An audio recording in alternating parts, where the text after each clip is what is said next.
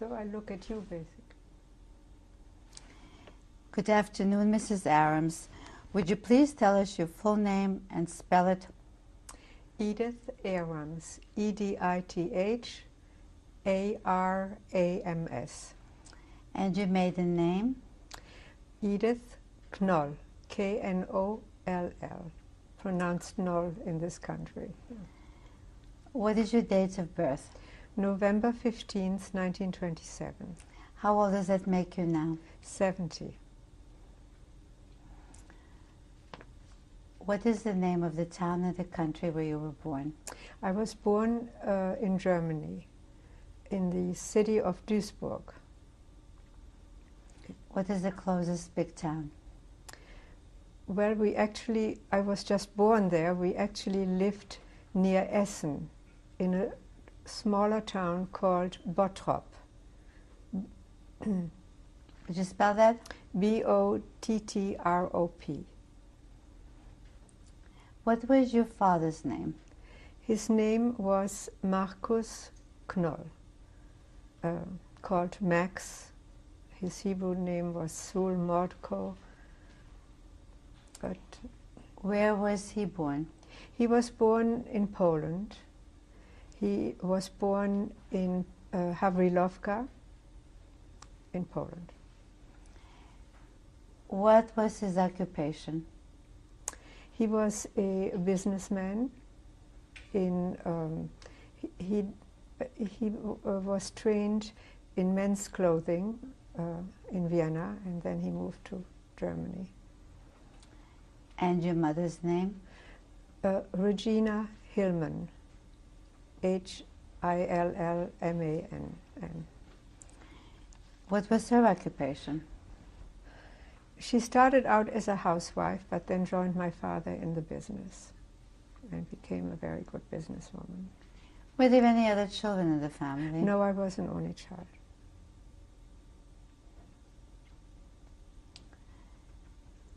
Would you describe what the street that you lived on looked like?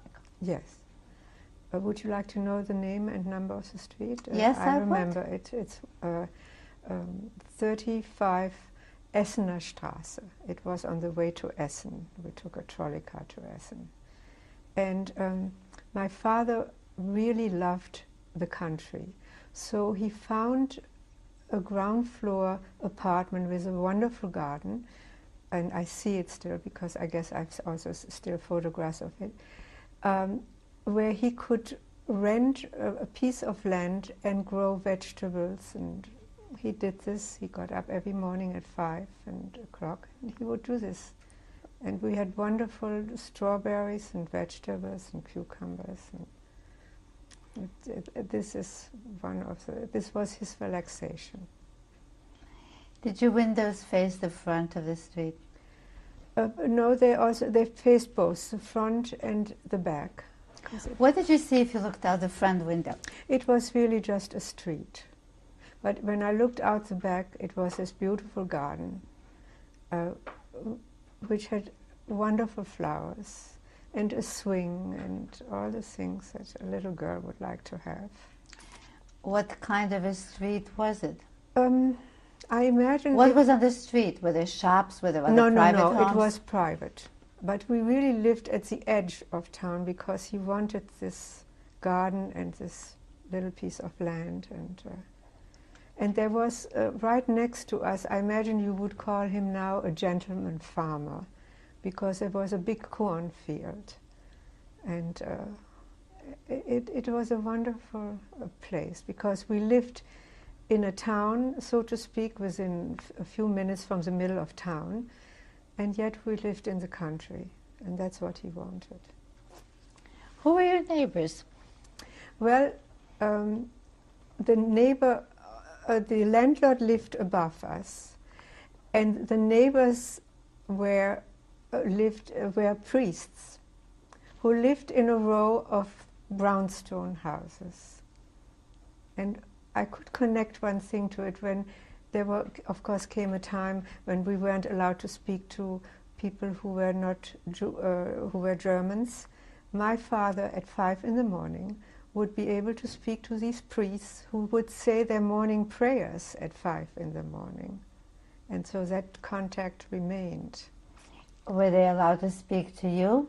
Well, when I was little, I mean, before Hitler came to power, whenever they saw me, they would open their arms and they would swing me around. I was, I guess, their little girl. They were wonderful people. But when the Jewish people were no longer allowed to speak to them, did they continue speaking to your father in the morning? Over the fence in the backyard. That was the only way. Were there other people living in the house? No, only the landlord. Who was the landlord? His name was Becker, and he lived there with his wife, and he was wonderful to us, because he actually saved my father once in 1933 when the brown shirts, or whatever you called them at the time, came looking for him, and my father was hiding upstairs, and he said, I haven't seen him. And they left. They didn't search the house. Did you have any other family living with you? Yes. My aunt, my mother's youngest sister, lived with us until she got married. What's her name? Her name was Lottie, my favorite Aunt Lottie. Yeah. Was there any household help living with you? We had, when I was little, I had a nanny, and my mother had help in the house, and were they living with you? the nanny was living with us. She had a room upstairs, and the household help would come on a daily basis. What was your nanny's name? Teta. And I want you to know, I know I'm going to jump back and forth, that after the war, I found her the name, her address, because we just once went. I only went once back to Essen during lunchtime. I never went back to Bottrop, and the landlord met us, and he gave me her address, and I wrote her the longest letter to let her know that we are alive. But I stopped the correspondence. It was just too painful for me. She wrote back to you? She wrote back, but I just had to break off with Germany and everything. You have that letter anywhere? I have it, but it's a copy, and I don't, it's just a copy. It's hard to read, actually. It's so long ago now. The letter I wrote to her, I have, not the letter she wrote back. No, the letter I addressed to her. Were the people in the street of any particular ethnic group? No. There weren't that many houses in that street. It was at the edge of town, and I really just remember the priests who were just so wonderful and warm to us, and who really cared about us. Who were the family friends? Well, my mother had a best friend who had 3 children, and what was her name? Krauthammer. I don't know her first name, I don't remember, but the family was known by the name of Krauthammer. And I think we also belonged to a synagogue in town, and those were the other friends that we had. Was Mrs. Krauthammer Jewish? She was. She was born in Germany. Her husband was born in Poland, and they all perished. What did your apartment look like? Well, we had a fairly big entrance hall with a round table and 2 armchairs. And from this hall, all the other rooms, the doors to the other rooms came into this hall. And there were bedrooms, 2 bedrooms, and a salon, and a very big kitchen. And it was a very warm house, and what I find very interesting is that I like certain colors like orange and blue and black, and I only really saw many years later, or perhaps not 20 years ago, I noticed that whatever my mother had in her house were those colors, the porcelain, and she did a lot of embroidery. She was very artistic, and it was a lot of black and orange and blue. It's interesting to me. Do you remember your room?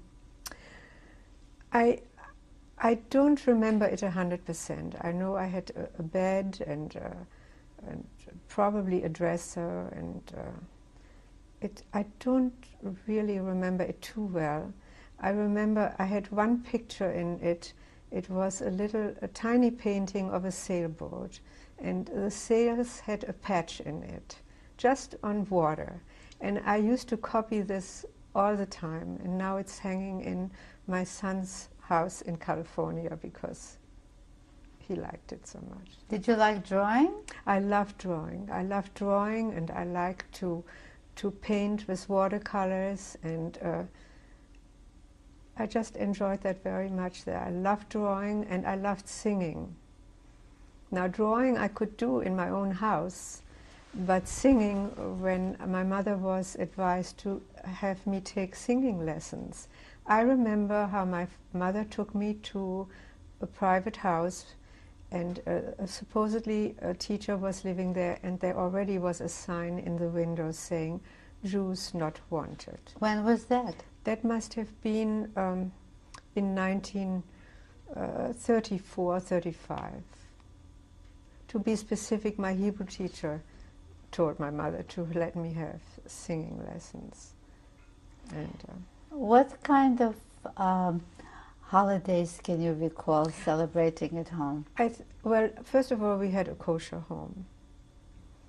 My mother married out of her older sister's house, and her brother-in-law was so wonderful to her. She said, "I must have the strictest kosher home so he can come and eat with us." And she did maintain it. The holidays, all the holidays were celebrated. I mean, not just Yom Kippur and Rosh Hashanah, but all the Jewish holidays. What did you like best? Well, of course, Hanukkah. All children like Hanukkah, but it was very different from now. How? Well, it was a time I was given gifts, but they were very practical gifts, shoes and a pretty dress. But I remember most of all a plate. That was my big treat, a plate filled with sweets. And that was a very big treat because in Germany everything, children didn't get so much chocolate, and at least I didn't. It was fairly strict. But on that day, it was a treat. So, when you think of your mother at home, in which room do you remember her? Well, my mother was a marvelous cook and an incredible baker. What'd she bake? She baked more Viennese style. How would you say this? Pastry and feuilleté. I can just think of it in French right now. And as a matter of fact, my parents intended to open a restaurant in this country. But of course that never happened because they were both excellent.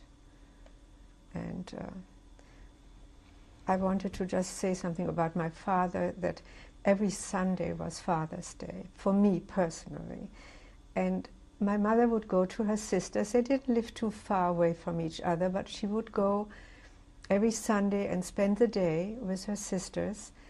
And my father would take me early in the morning to, since I was 3 years old, to zoos, to the movies, to merry-go-rounds, and we went berry picking and mushroom picking, and our house had wonderful odors of cooking, and I remember this vividly. And my mother would distribute a lot of her cookies and all that on the Jewish holidays. To whom? To our friends, to the Jewish friends, because that was a custom, and that was always a festive holiday. What was the language spoken in them? Only German. There was no other language spoken in our house. What kind of school did you attend? Well, I went to nursery school, and then I went to public school, as they called it. I could have left after 3 grades. The teacher told my mother I could just have 3 grades in public school and then go to a private middle school. But the family at that time decided that would be too stressful, and I could do 4 years in the public school and then go to the Mittelschule, as they call it, private middle school. That was later on a mistake, because I was set back many times because of the languages I had to acquire. And of course I went to Hebrew school 4 days a week. And I was speaking recently at our temple to children, and the principal said, "Tell them what you told me." I said, "Are you sure?" She said, "Yes. I want you to say it to them." And I said, "You know, I never understood why my children really weren't so anxious to go to Hebrew school. They really wanted to play ball, and they had enough of school. But the reason I wanted to go, was happy going to Hebrew school, is because I was so unhappy in the public school. And I'll go into it a little bit later, that Hebrew school was just paradise for me. We were free, and we were not. People were nasty to us, and we felt very secure in Hebrew school, the Jewish children. And I attended a class with 10 boys and 2 girls, my best friend and I. And so Hebrew school was wonderful, and the teacher would come home, because we thought perhaps we would immigrate to Israel one day, and I was good at languages, and so I had the private teacher came home because I was good, not because I needed him. And so that was Hebrew school. And I also belonged, following Hebrew classes very often, we belonged to the Habonim, and we danced the horror and sang Hebrew songs. I mean, I have such memories of that. It was just wonderful. What type of Hebrew school was it? Was it a religious school? It was a, yes, I imagine it was. It was a shul, basically, where the women and men were separated. It was a very small synagogue, because the Jewish population was not tremendous in Bottrop. And there was no other choice. And that's where we belonged, in this small, very conservative shul, and that's where I went to Hebrew school. What do you remember about the shul? Well, we were always happy to be together. And Yom Kippur was, I'm sure, a very sad day, and for the adults, but the children were allowed to eat. And so the little ones would run around with something to eat, because they really stayed all day long in shul. And we played outside. What about your public school? You said you were so unhappy. unhappy. I have to tell you that I didn't really know. I thought that I was a German child. Just like our children here, they are born in the United States. They never think of them as being of a European. They are not Europeans, they are Americans. This is how I felt when I went to school in Germany. The first day of school, I was being prepared for this first day for a long time, like all children are. And in Germany, they had a custom. They gave us all a big cone. It was almost as tall as I was, filled with sweets. And that was my first day of school, and a picture was taken of it. And I was so enthusiastic, and it was so built up in my mind. And that stopped immediately the first day of school, because the class consisted of 60 children, And they could have had 200 in that class because we were expected to sit there like sculptures. I mean, you weren't allowed to move. It was so strict. And 5 Jewish children, and I was one of the 5. And the first day they asked for your name, and then they started. Because I started school in 1933. That was when Hitler came to power. And they asked me, and where were you born? And I was born in Germany. And where were your parents born? And that was Poland, and that started it. And then what religion, and it was a disaster. And the children were absolutely nasty right from the start. And they called me names, and they told me I was Jewish and I looked dirty. And I came home crying, and my mother said, she put me in front of a mirror and said, now tell me something, do you look dirty? And I said, no, because I was really almost too clean. She said, they're just jealous of you, and just ignore them. And that was my first day at school. And how large was the population of Jews? I really don't know. I don't remember how large it was. It wasn't. I know that every Jewish person almost in that town must have belonged to that shul. But I don't remember. 20, 30 families? How many Jewish children would you say were in your class? 5. In the public school were 5. Did the children call you a dirty Jew in front of the teacher? I don't know that. No, I don't think so. But they did call me names. In the street, they threw stones at me, and I was afraid to go, because I was a very sheltered little girl. I was an only child. I was surrounded by love and care.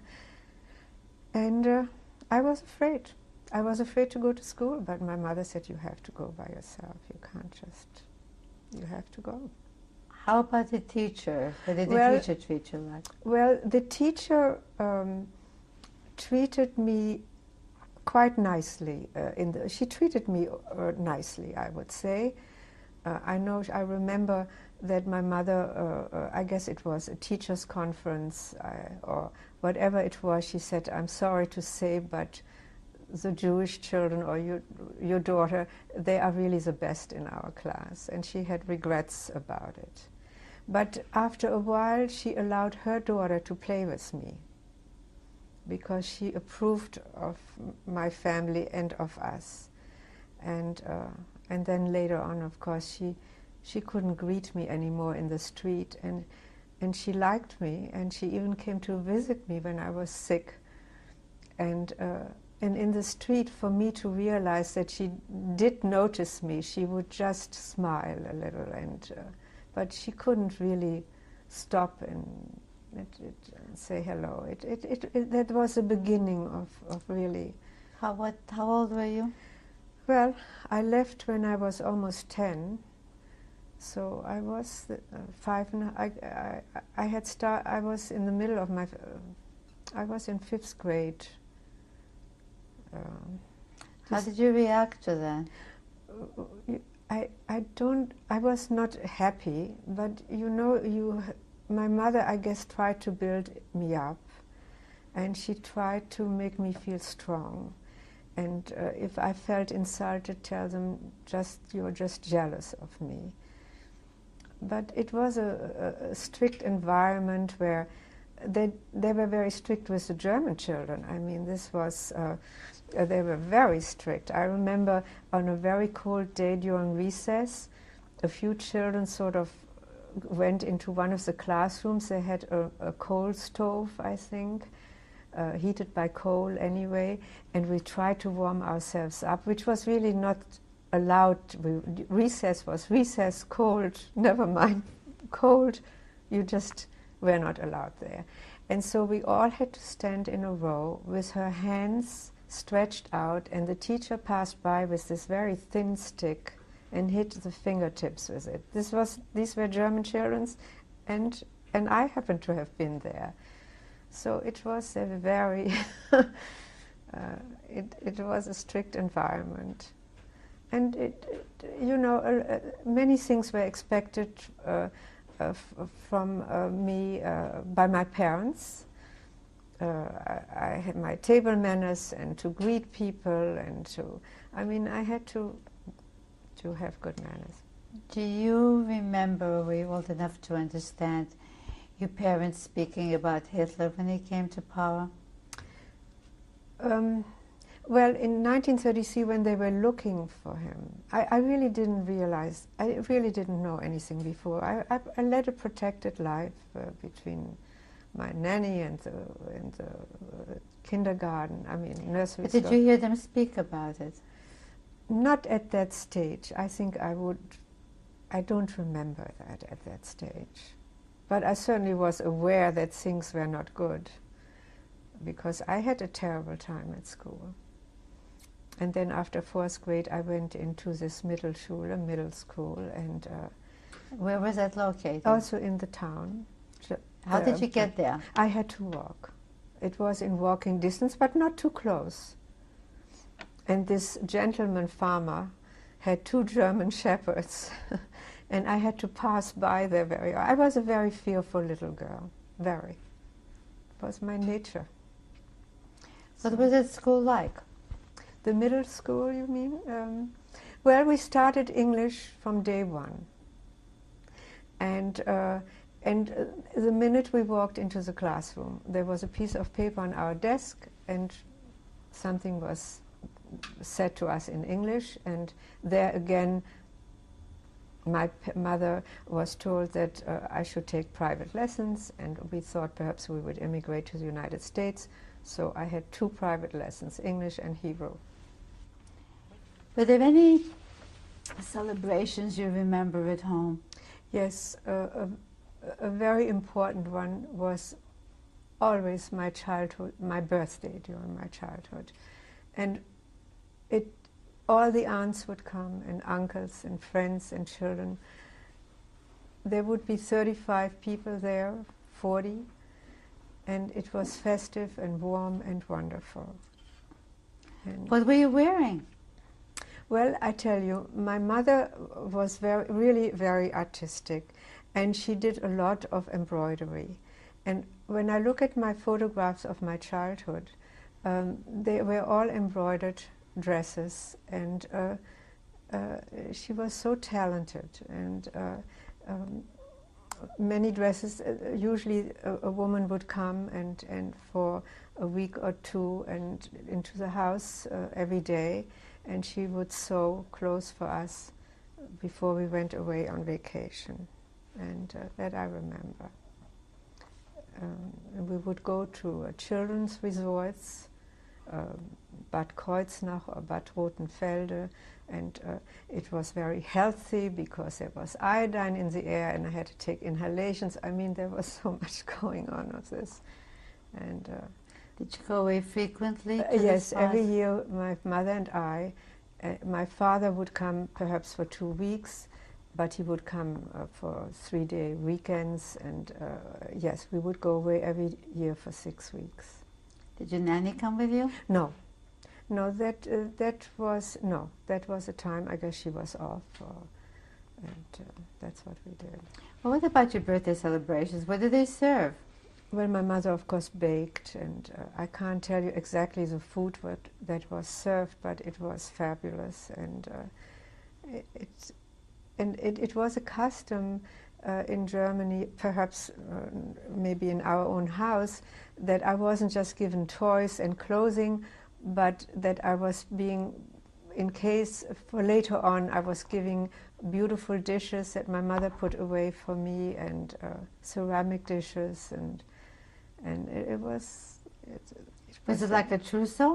Well, I guess maybe this was just with her own friends that she had this, that, you know, and I have these things. And did you ever get a toy that became a favorite toy? Yes, I had of course, I had a beautiful doll carriage, and I had a doll, a porcelain doll, and I had doll furniture, and I had a teddy bear. I don't remember having that many toys, building blocks, but it wasn't tremendous. And I had balls to play with, and as I said, the tricycle, and this is what I had. Who used to come to your birthday parties? Well, I think the 3 boys would come, the little boys of my mother's best friend, and all my cousins. I had How many cousins did you have? Well, I had 3 cousins. The older sister had 3 children. I shouldn't say all, but they were 3 cousins. And then my aunt, my wonderful aunt, when she got married, had a little boy, and I'll talk about it later. What's her name? My Aunt Lottie, as I always mention, my mother's youngest sister. And she had a little boy. And his name? His name was Simon. And what I haven't realized until much, much later is that I loved him so much. We lost him. But I loved him so much that I named both my sons. Their middle names start with an S. It's after him. I didn't even know it when I was doing it. He's really covered as far as names are concerned. So. Were you ever aware of any kind of a general threat to the Jews, having to do more with the government than with your friends in school? Well, once you start at school and you are not being treated well, and then you hear in 1933, I mean, it was spoken about that the man who owns a furniture store in Bottrop, he was dragged through the streets in his nightgown, and I mean, this is when it started. By these, I guess, the Nazis, they call them now, I don't know, Hitlerjugend or whatever it was. But that happened in 1933, and the windows were, of course, I saw swastikas on all the shop windows, and it didn't happen to us, because my father was a very gentle person. And when somebody couldn't pay, he would say, "Don't worry about it, you'll pay me when you can." He was really liked, and nobody ever put a swastika on his business. So that I remember. Did things continue on an even keel through the time? It became worse. I felt it became worse, and I was... when? Toward 1938. In what way? Well, the children got bigger, and the children became nastier, and they knew more, and I felt more frightened. It was very difficult. When Just going to school and coming back was hard. Throwing stones, calling me names. I was scared. And the son of the principal once hit me so hard in my face, I came home with a very swollen cheek. I mean, this was not... Did he say anything? My mother went to school, actually. Did he say anything while he did that? I don't remember that. That was still in 4th grade, 3rd, 4th grade. I don't remember that. How many grades did you finish? In Germany?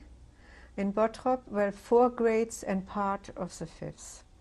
And then in 1938, it started for us. And that's really... What started for you? Well, actually, my Holocaust started. Because one morning very early, 2 men came to our door and told us to come with them, and they just gave us 10 minutes to gather a few belongings. We were allowed 10 marks each person. I remember this. And instead of going to school, I was taken to prison. Did they say why? No. And what date was that? It was October 18th, 1938. I remember that morning when these 2 men appeared, that I said to them, "I don't know where you are taking me, but I have to go to school because I need my report card today." It was report card. And you'll get it, they said to me. In October you got the report card? No. It was that time when I expected a Zeugnis. Maybe it was the one from a few months before. I can't tell you exactly, but I know I was concerned about it, and I know what they put on the report card when we later on saw one. They said satisfactory, which was about the worst mark I could have gotten, because I was really not the type of student who wanted satisfactory. But anyway, this was a terrible thing. They had really picked up all the Jews of our town, the Jews of Polish origin. And we were in prison. The men were separated from the women and children, and that was awful. It was my first separation from my father, and I was so frightened. And then the next morning, we were marched to a train, and as I said, they were sending all these thousands of Jews actually in Germany of Polish origin, and they went back 4 generations. This is what I remember hearing from my parents. We were marching to the train, and once off the train, we were marched to the Polish border. How long a trip was that? I don't remember the trip on the train, but I know they talked about 8 kilometers from the German border to the Polish border, and the Polish government, nobody expected us. And the march alone was so horrendous because the soldiers were pointing guns at us, and people.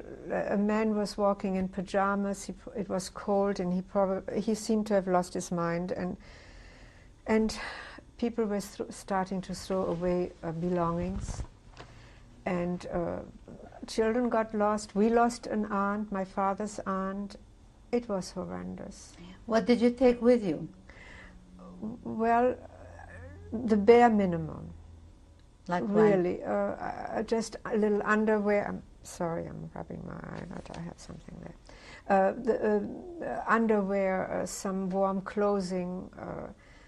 What do you grab when you are given 10 minutes? And that's what we were given. What were you wearing? Oh, I don't remember that. That I really don't remember. It was just losing the aunt and seeing children that didn't know where their parents were at that moment. It was terrible. And when we got to the border, 2 Polish soldiers were waiting for us.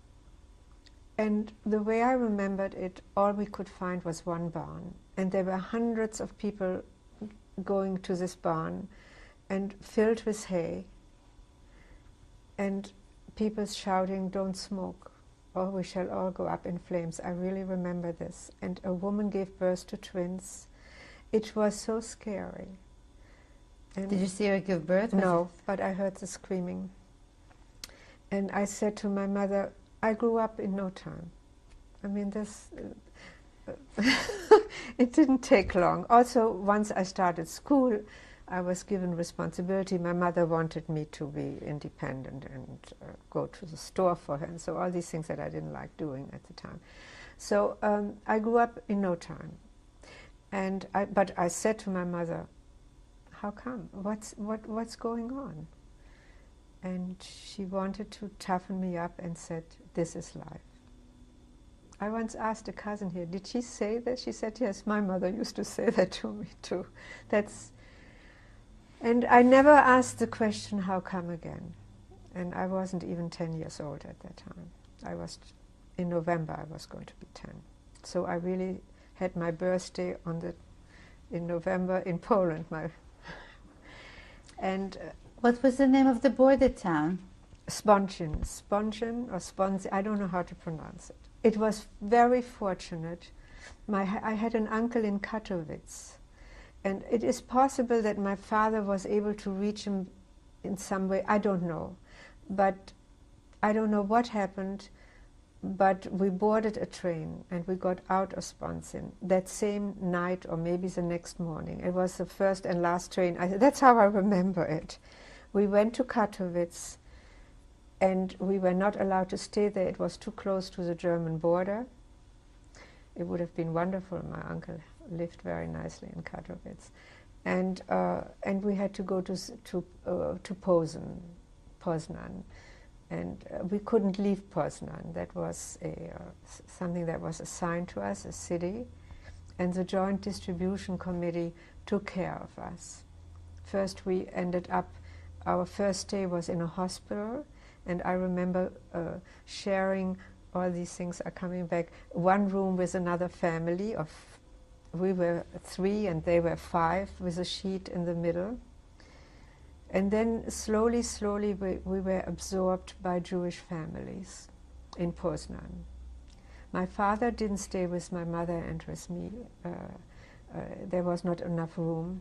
What do you mean absorbed? In what Well, way? they would put us up. I mean, there was just not enough room in the hospital. Did you have to pay for that? No, we had nothing. Absolutely nothing. We didn't have anything. Where did they put you up? Would you tell us about the place? With families, What Polish did that families. place look like? Well, my mother and I were put up with a family. They must have been well-to-do, or at least I was very impressed. They had 10 rooms and Persian rugs on the walls, and I was very impressed by all this. But we couldn't stay there because the lady of the house really gave us a room that was not possible.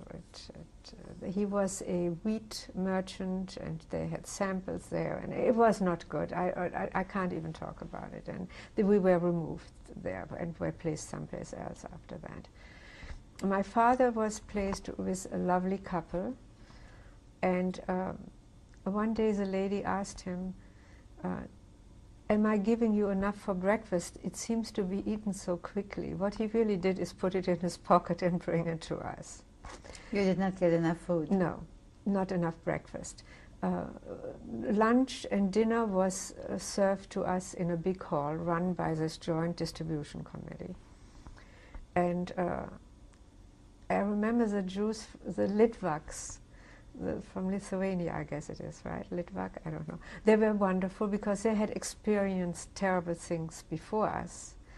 And so they were wonderful. And this one man always came every day and said, everything will be okay. Who was that man? He was just a man who probably helped provide for us. And he wanted to encourage us. And you know his name? No, I don't remember his name. I just remember how he would say, "Es wird schon gut sein." And so we went for lunch and dinner, and I swore after that I will never eat kasher again and carrots, because that was our daily fare. But it was food.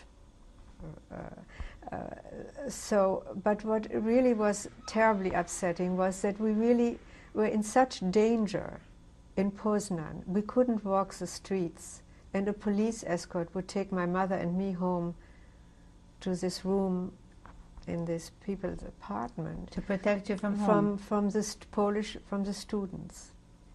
They were such anti-Semites, and it was dangerous. And my mother found a tutor among the refugees. He was from Berlin. He was 28 years old, and he was a chemist. And she promised him everything, not money. She said, if we later on moved to our own room, she said, if you come to me and you will tutor my child a few hours a day, you will be part of my family. I will darn your socks, because in those days they did this, we didn't have much to wear. You will eat whatever we have, you will share it with us, but come. And at first he said, oh no, we're going back soon. But then after 6 weeks he decided he would come, and he came to us every morning for 4 hours. And I had a lot of work to do.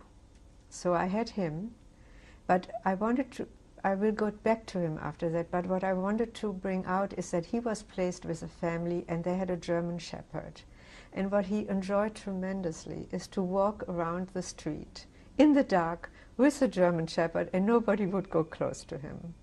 And he was a young fella. What about that violence with the students? Well, I guess they would hit people, or I can't give you any description of what they did, but I know people were scared.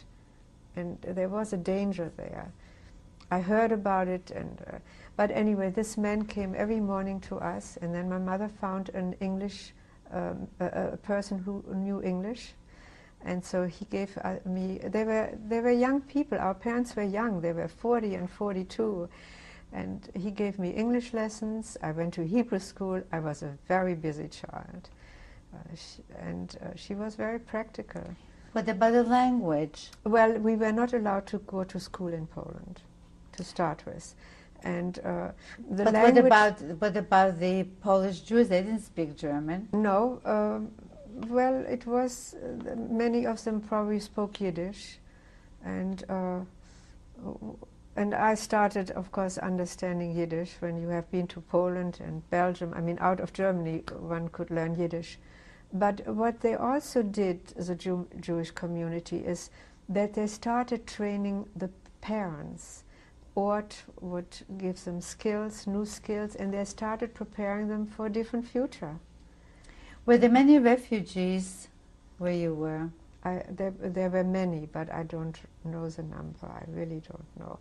But many people my mother had many friends among them from Germany, so she started having a Stammtisch after a while. In other words, we always approached the same table to have a meal. And my mother was a lot of fun when she was young, and even during those times, one could make jokes, and well, it's part of survival.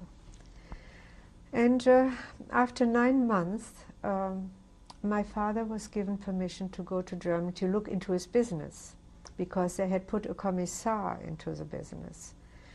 And he took that opportunity to smuggle to Belgium. And then my mother somehow got papers to go to Germany, and she just took me along without papers, because children certainly weren't needed to go and look into somebody's business.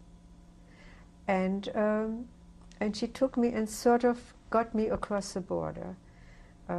The man thought I belonged to this lady, and I was skipping back and forth. I mean, I had learned a lot of things in the meantime, and so he let me through. And when we got to Germany, I was immediately smuggled to Belgium, which meant that one day a lady from Belgium picked me up, a stranger. I was handed over to her. How did that come about? I don't know. My mother, you know, the word connection was a very big word in my life since I was a child, and it was very important to have connections. So they must have had a connection to this lady.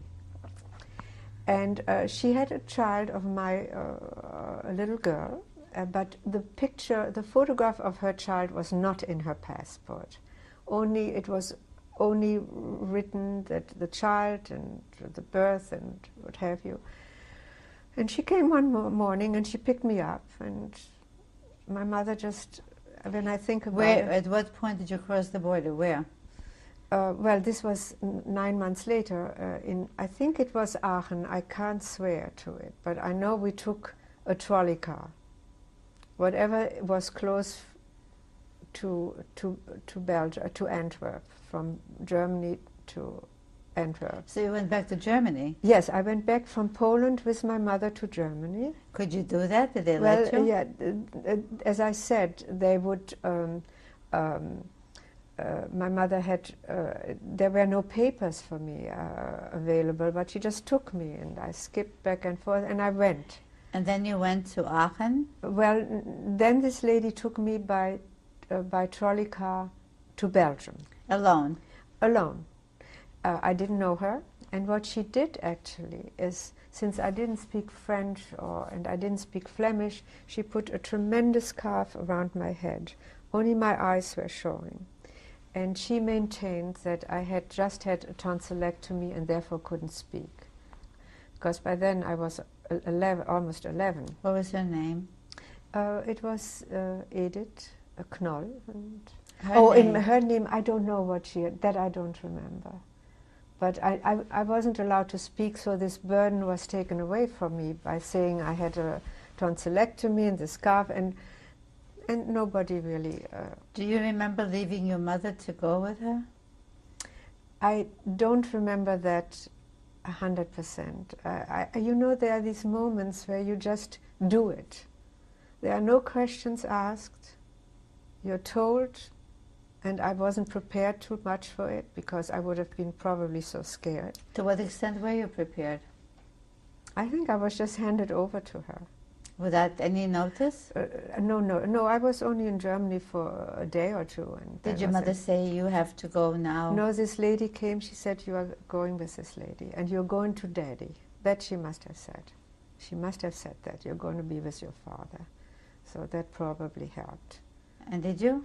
Yes, he was in Antwerp already, and he lived with my favorite aunt and her husband and child, and he moved in with them. Was that the aunt you were speaking with, the little boy? Yes, and then my mother smuggled to Belgium, and it took her at least twice. It was horrendous. She had to go hide in ditches, and she dealt with barbed wire, and by the time she reached us in Antwerp 6 weeks later, she was very ill, very ill. There was one moment in her life where the Gestapo came looking for her, and she was hiding behind the door, the main door of her best girlfriend. And when they rang the bell and were looking for my mother, she said, I haven't seen her, and my mother was just behind that door. I don't know. It just was... Well, anyway, my mother joined us, and... Where was your father living? In Belgium. It was in Plantin Maurituslei, but I don't know the number anymore. And we didn't his own stay. flat? No, we were part of my aunt's family. My uncle was a dentist, and we were part of this apartment. I mean, we were quite a few people. And then when my mother came, my father moved to another area, and he found... my father liked small houses, and so again there was a couple living downstairs, and we had the 2 upper floors. That was in Antwerp. And when was that? That was in when we left Posen, actually 9 months later. So that was toward the end of 1939. I can't give you exact dates. And there I started school. First I went to school. I think I went to school in that neighborhood, in Borgerode, and I had to learn Flemish. And the teacher called my mother and said, I don't know what it is, she said, but she seems like okay, intelligent, but she doesn't do anything. So my mother came home and she said, what is going on? I said, well, I had it by then. That was my 5th language. And I said to her, I don't need it anyway. We're going to the United States. So she said, well, we're not leaving tomorrow, she said, and you better start studying. And of course, I was obedient, and there wasn't a lot of psychology. That was expected of me, and I did it. And actually, the German-speaking children became one of the best students in Flemish, because when you sit in a classroom all day long, and you know there is no end to it, through all the lessons, unless you start studying, it's a question of survival, really. But I had a good ear, and I studied, and I learned it by reading very easy novels, because that... What was your relationship with the local children? Well, I became very friendly with the German-speaking children, because the Belgian children really didn't want to have anything to do with us, because children are not that kind always. And why would they bother with people who didn't understand them? Even the Jewish children didn't want it. And it was a very difficult time. But so during recess, again, I would find my own friends, and we would speak German to each other, and found a little happiness. And since I was an only child, my parents always wanted me to have a best friend. So I had a best friend in Germany who disappeared on their train to Poland. Then I had a best friend in Antwerp. I had a best friend in Poland too. I also had well, as I said, we were in Antwerp, and later on we went to Brussels, where I also had a best friend. All my best friends disappeared. How did they make sure that you had a best friend? Well, they always had an open house, so to speak. You would say that here anyway. And there was always enough food. And these children really didn't have all that much food. And my mother could make a meal out of nothing. And so these children were very happy. They were refugee children. And they would come, and there was a lot of warmth in my house. You just said something about your best friend disappeared. Who disappeared? Well, they were picked up and sent to a concentration camp later. When was that? Well, that was from, well, I have to sort of continue work a little up bit. to that, yes. Right. So I had these wonderful friends, and things went all right for a while. I studied Flemish very diligently, but when the war started on the 10th of May 1940, we had to leave Antwerp. And we tried to cross the French border, and we walked and we rode at times, and we never made it. We just reached La Panne. It was a terrible experience because the German army caught up with us. And it seemed to me the roads were lined with soldiers who were covered up totally. Maybe they were not alive, I think. I can't even go into it. It's so horrendous. I would ask my father, what is the matter with them? He said, they're just sleeping. I don't know whether they were Belgian. I can't tell you. Where did you see them? Lining the roads, the main roads. And but maybe I'm wrong now. I don't know. You know, one feels so strange about some of these memories. We reached, barns seem to have been our specialty, and so we reached a barn. We had to spend the night in a barn and next to horses and so forth. And my aunt's father-in-law was a religious Jew, and he used to do his Twillen every morning. And when we were in this barn, not only were the Germans after us, not at that moment yet, but the Belgian gendarmerie was also after us, because we weren't supposed to be in Belgium. And they were not such pleasant people. And so they came into this barn, and they found the Twillen. And that I can tell you, I've never forgotten. And they thought they were spies, the men in this barn, because they didn't realize this was Hebrew, and they opened That was gendarmerie? Pardon me? The gendarmerie, Belgian gendarmerie, they opened these boxes, they decided we were spies, and they took all the men away overnight. And it's hard, it was horrendous. But they came back the next morning. So we were taken by bus to the gendarmerie. And they took away our whatever paper we had, identification paper we had. And they wanted to take my father and all the other men away. And I told him, I am not going to leave him. I'm going to hold his hand. And he said, but I have to search him. I have to undress him. I said to him, I won't look. I will not leave him. He will not leave my side. And he said, but I promise you that you will be left free again. I said, I will not leave his hand, I said. And if you don't keep your promise, I said, God will punish you. And he was so taken by this. I was very old by then. I was 12, maybe.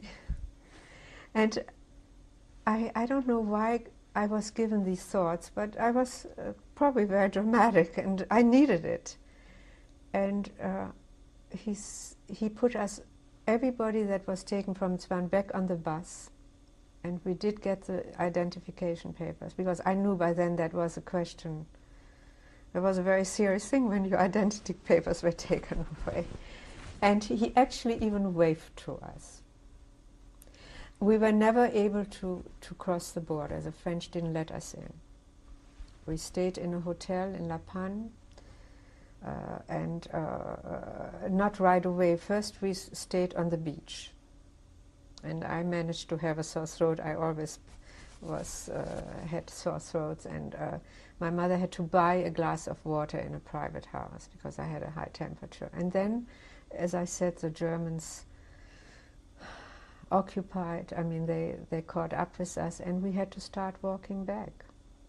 But first we were bombed in this hotel, and 2 floors collapsed. It was just a small hotel. It had 3 floors, and it was just incredible. But then we started walking and riding back to Antwerp,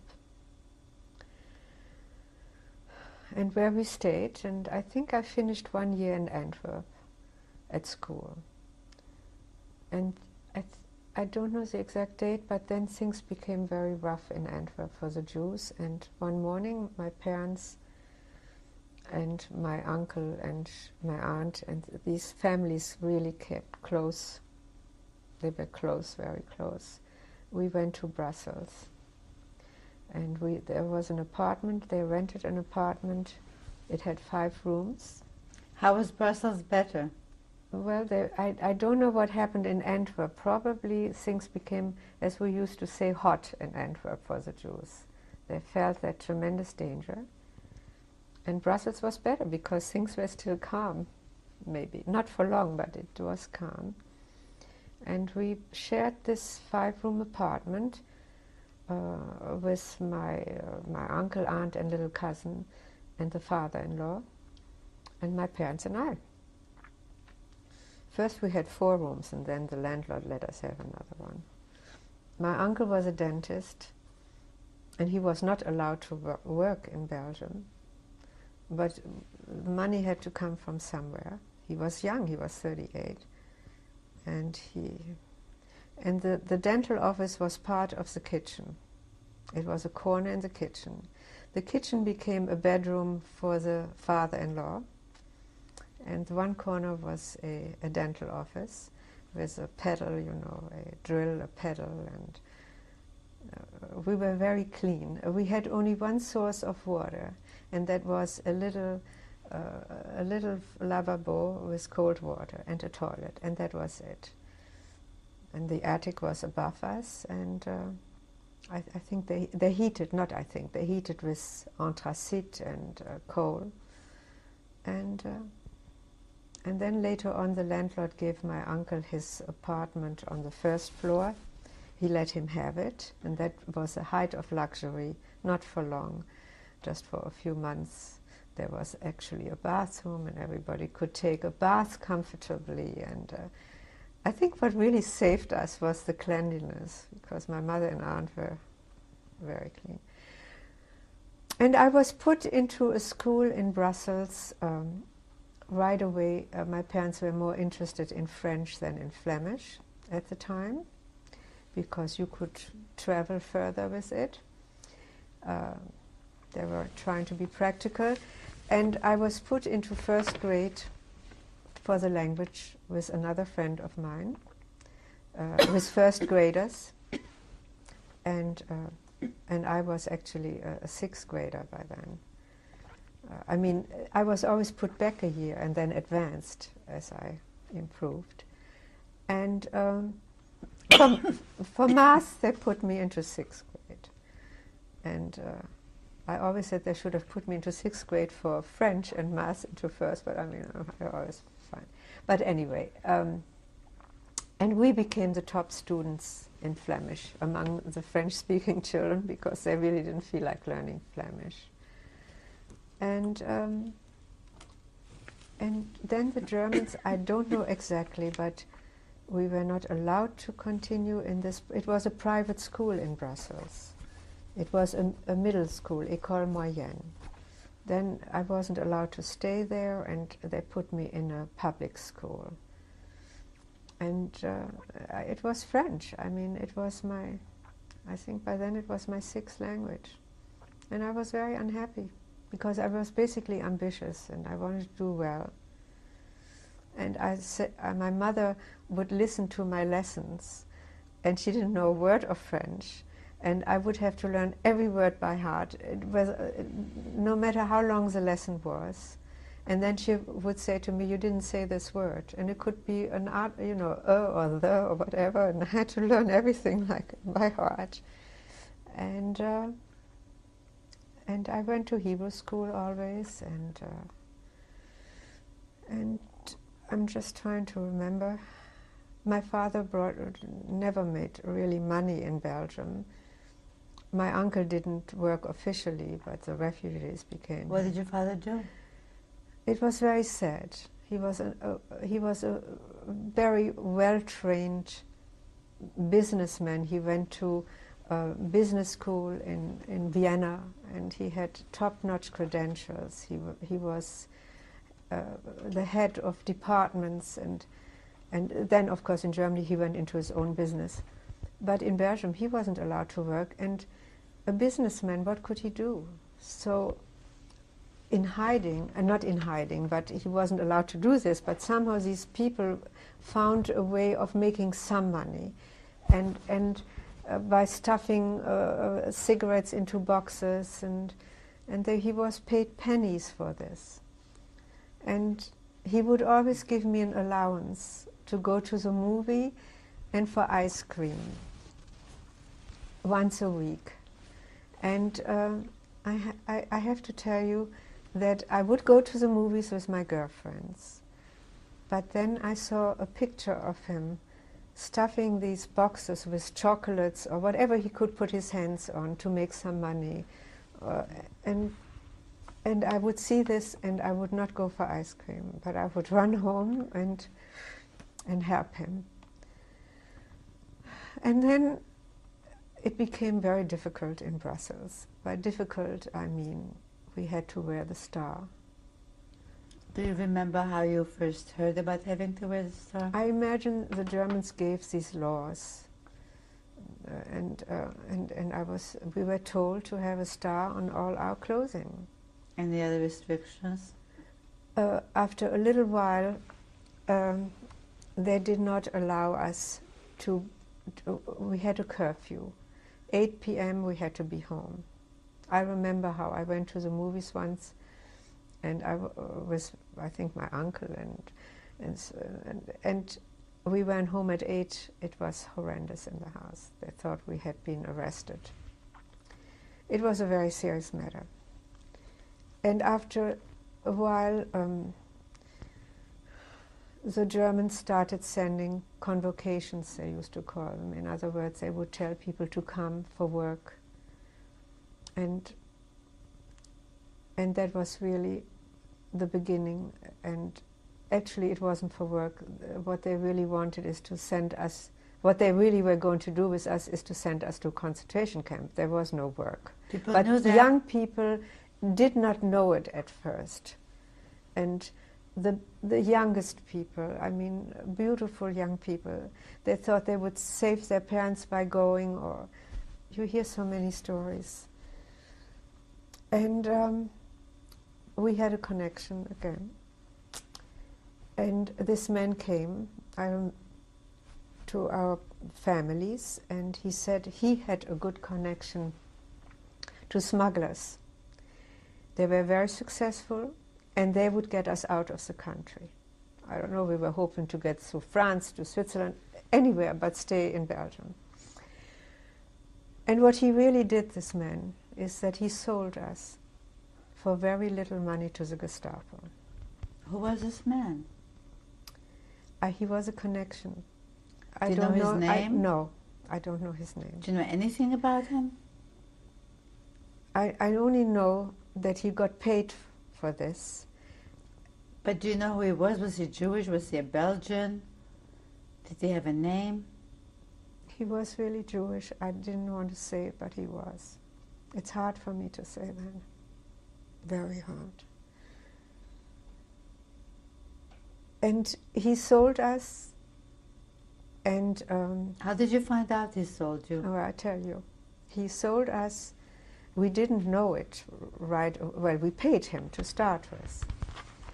And we weren't going to go as a complete family. We never did this. We knew better. So my mother and aunt stayed behind, and they were going to follow the next day, because just in case something would happen, they had somebody else in mind who could buy us out. I mean, I remember all these discussions.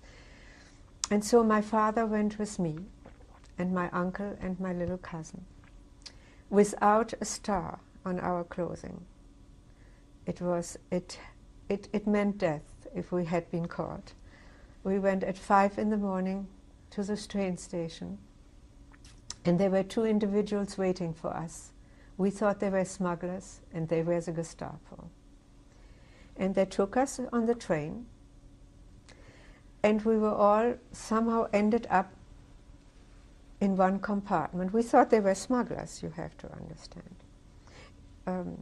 Actually, it was not just a compartment, but in between there was a little area.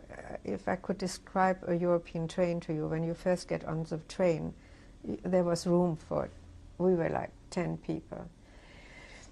And I was so aware already by then. There was this man standing in the corner. I know what he looked like. I can describe him to you. A raincoat, a hat, and his face, I don't know, but he was tall and he was fairly big. And he was holding a newspaper in his hands. And from time to time, he was looking at us over the newspaper. I knew he wasn't Jewish. And I looked at my father, and he looked at me. We knew something was wrong, and we only communicated with our eyes. But there was nothing, we couldn't do anything. And indeed, 2 stations after Brussels, we were taken off the train into a building of the railroad station. And I said to my father, I had to go to the bathroom. He said, well, go ahead. I said, well, I don't want to go by myself. Well, he said, you're a big girl. I said, no, I really would like you to go with me. And the German allowed us to go. And I told my father, let's run away. And my father said, no, we can't do this because they'll catch us. It'll be worse. And he was right. So on the train back to Brussels, I was by then in a regular compartment. Going back to Brussels. We were only going 2 stations after Brussels. We were taken off the train. And then the Gestapo took us back to Brussels. And I was sitting next to this Gestapo, this man. And he asked me who this little boy was, because he was a very bright little boy. Bright is not the word. What little boy? This little cousin of mine. Now, what was his name again? Simon. And I said I didn't know him, because I figured, well, they will take me, but they wouldn't take a little boy. And I started talking to him, to this German. And I said to him, tell me, do you have children? And he said, yes, I have a son. We have a son fighting in Russia. I said, do you hear from him? He said, no, we haven't heard from him. I said, that must be terrible for you and your wife. A few moments later, he said, I'm sending you home to your mother. It saved my life. That's when I confided in him that this little boy was my cousin. I think I was really, it was a question of, so I had to reach him, and I knew how to reach him. Was this little boy's mother with him? No. My aunt, my mother's sister and my aunt were coming the next day. Was the boy with you? Yes, yes, he was with us at all times. There were several people that were arrested. And this man, this wonderful connection we thought we had, went to my mother and aunt. He said, I have news. They crossed the border. When are you going? Okay, so we went back to Brussels, and they had rounded up a lot of people. And I you know, when you're a child, you think it's a big room. It probably wasn't so big. And he said, I'm going to send you home to your mother with your cousin. He said, go and say goodbye to your father. He was a righteous Christian. He let me out a side door with my little cousin and a pregnant lady. He put us in a cab. He took such a chance, because if he had been noticed,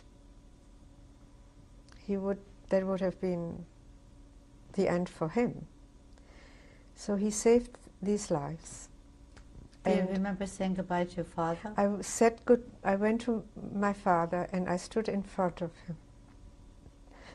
I said goodbye, just with the eyes. And I knew at that moment, perhaps I wouldn't see him again.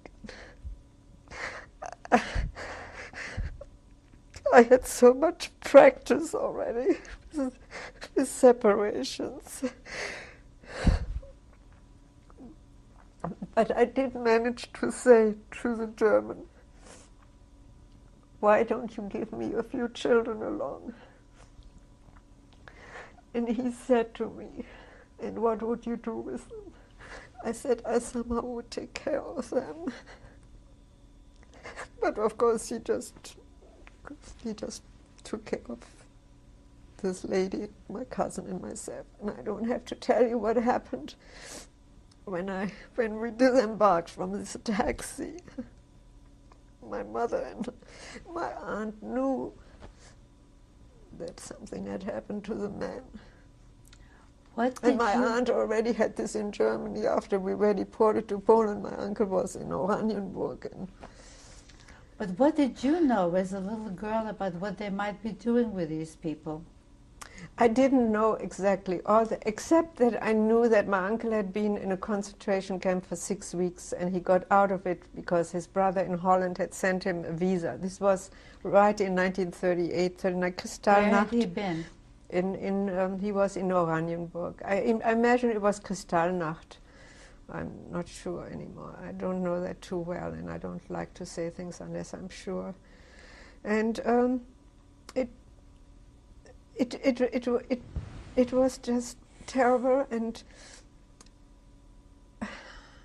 so my father was first put in a prison in Germany, because it wasn't just the Gestapo, it was a Devisenstelle. They first examined you for belongings, whatever, like a gold watch or money, whatever you had.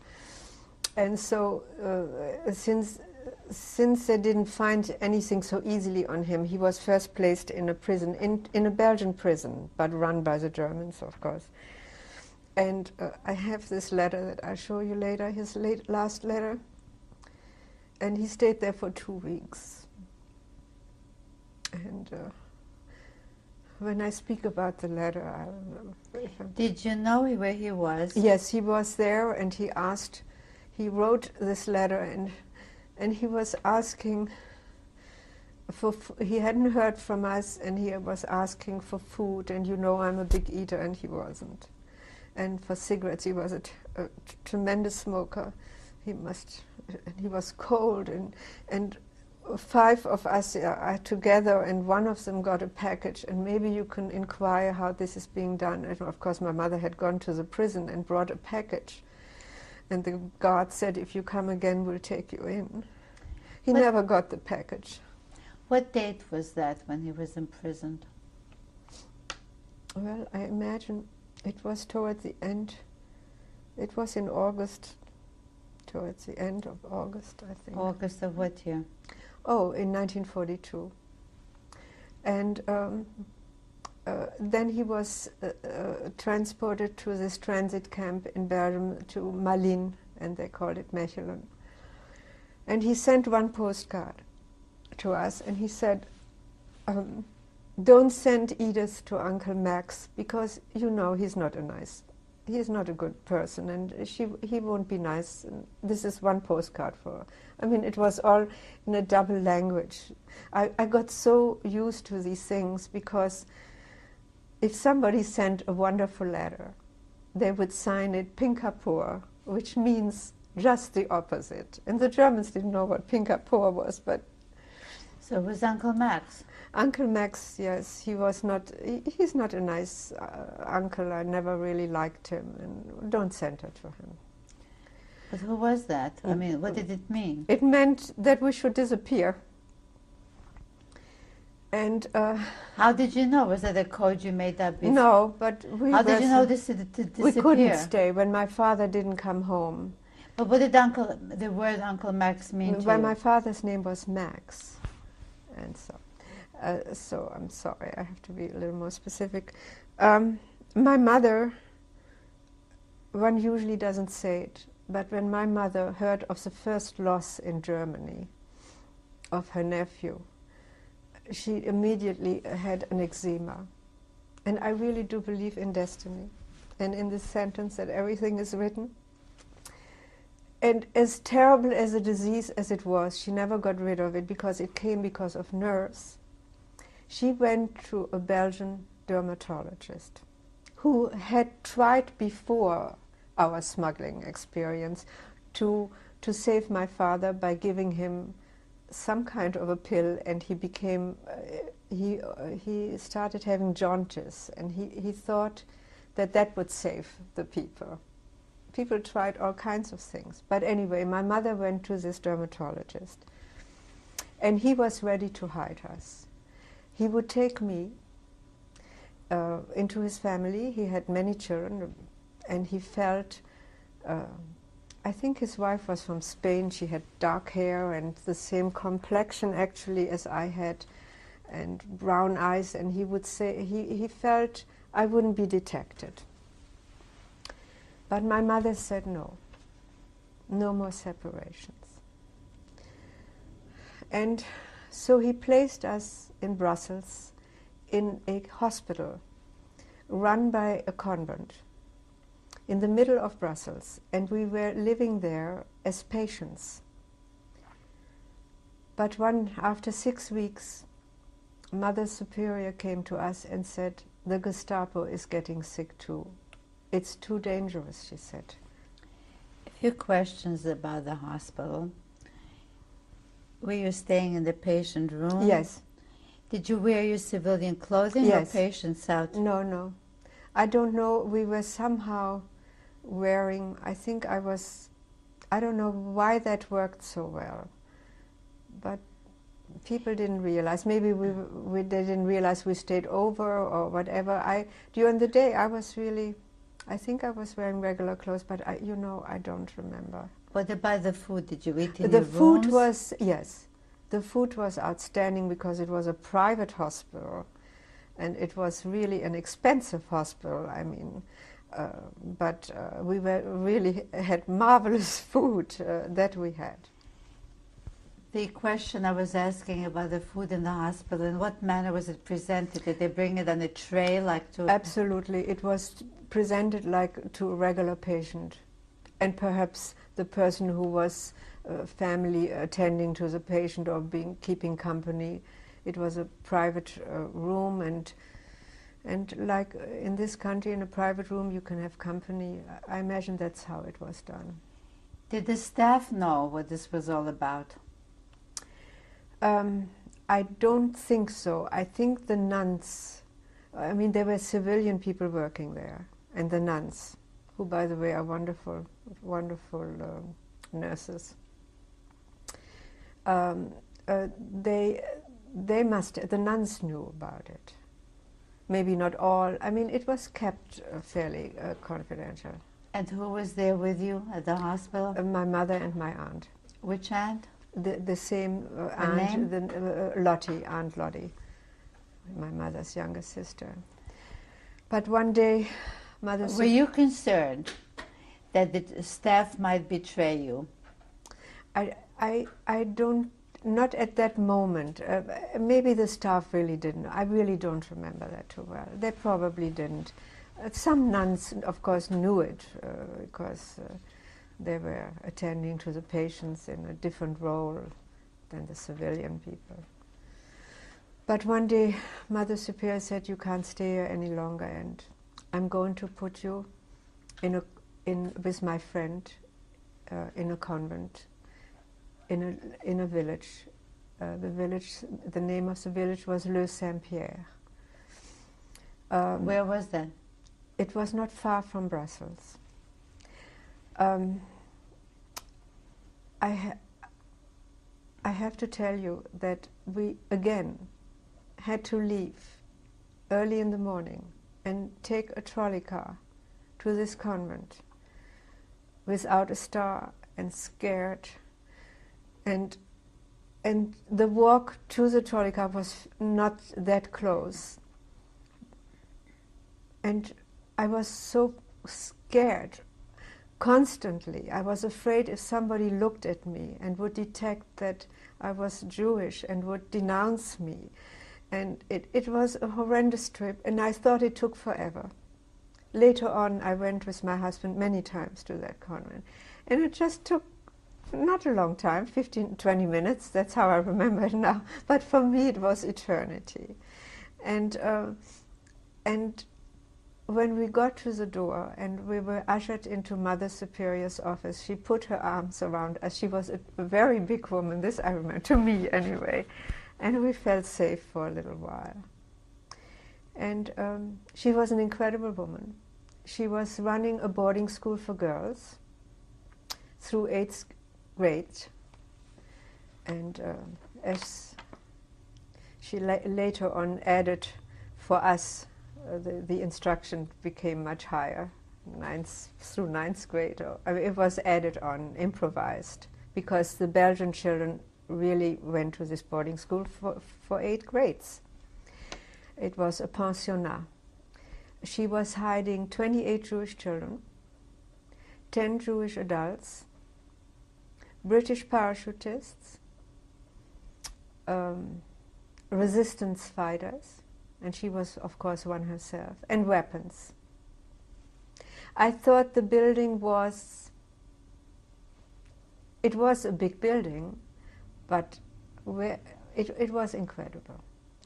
Now, the village must have known about us, because we were visible. I mean, we were part of the other children who were Belgians, and some of them lived in the village. But I think the convent in those days, it was the center of the community. There was one big convent, that's how I see it. A little church and a cemetery and a lot of orchards. I think that was, there were not many houses there. I went back later with my husband, and it had become such a bedroom community for Brussels, I think, that I asked people for directions to the convent, and they didn't know what I was talking about, which was very painful to me, because I was so attached to them. And so we went to school. We actually had classes, and we had a wonderful teacher. She had the highest grade, and we were from the age, I think, of 12 through 15. And she said to me later on, Edith, if the times hadn't been so painful and so terrifying, this was the best time in my teaching career, because we had nothing else to do but to study. Even during the summer, during vacations, it worked that way. And we were giving an education, aside from music and poetry and literature. In what language? Oh, in French. We were also given some practical courses for the future. Like what? Well, I learned how to type and bookkeeping, and we were taught shorthand, and by the time I was 12, I was dealing with 6 languages, and I took shorthand in 4 languages, and that was very good. It came in very handy. And because at the age of 14, because at that time we were there for almost 2 years, at the age of 14 I was not quite, I was terribly worried on how I would make a living, because I saw my father struggle so much in Belgium, and I would have to take care of my mother. It never occurred to me that my mother would take care of me. I was going to take care of her. And then hoping my father would come back, but I was wondering in what condition, because I had heard a tremendous amount about my uncle's condition after 6 weeks in a concentration camp. My aunt didn't recognize him. So all this was going on in my head, and I would have to take care of him. And so she gave us this wonderful education, the practical one. What were your living quarters like in the convent? Well, you see, I was very lucky because I was living with my mother and aunt in a room, because she had this for senior citizens. She ran a home for senior citizens, a boarding school, so that was part of it. And the Jewish children were always downstairs in the boarding school. And that was very hard on them, that I had my mother and they didn't. But there was a moment, not one but many, where my aunt was missing her child terribly, who was placed with a Belgian family, a dental supplier, my uncle's dental supplier. They were hiding him. Was it your little cousin? Yes. And he was hidden there, and my aunt's father-in-law would come off and on the chances he took to visit us, and he would say, he misses you so much, and let him come once. And he did. And diphtheria broke out, and he caught it. And we couldn't get him, we didn't know what was wrong with him. We couldn't find a doctor fast enough. There was a resident visiting his parents, but my little cousin, he wouldn't open his mouth. I mean, it was horrendous. And the nuns carried him out in a blanket. First of all, I have to say that our pediatrician from Vienna, when she heard about this, she really took the trolley car and came. And she said, Simon, open your mouth now. And she said, he has diphtheria. And that's when the nuns carried him out to a hospital. And he got the serum, and we thought he was coming back. And somehow he caught a cold. I can't tell you exactly what happened to him. I never really found it out, but he didn't come back. So I was in this room with my mother and aunt. I caught diphtheria, and my aunt nursed me because it was horrendous. And all I wanted is to be downstairs with the other Jewish children.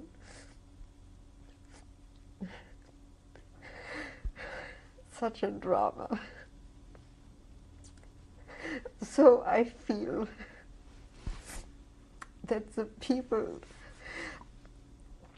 I loved the most, my father and my cousin were. Not that I didn't love my uncles and aunts and cousins, but these two people were my beloved people.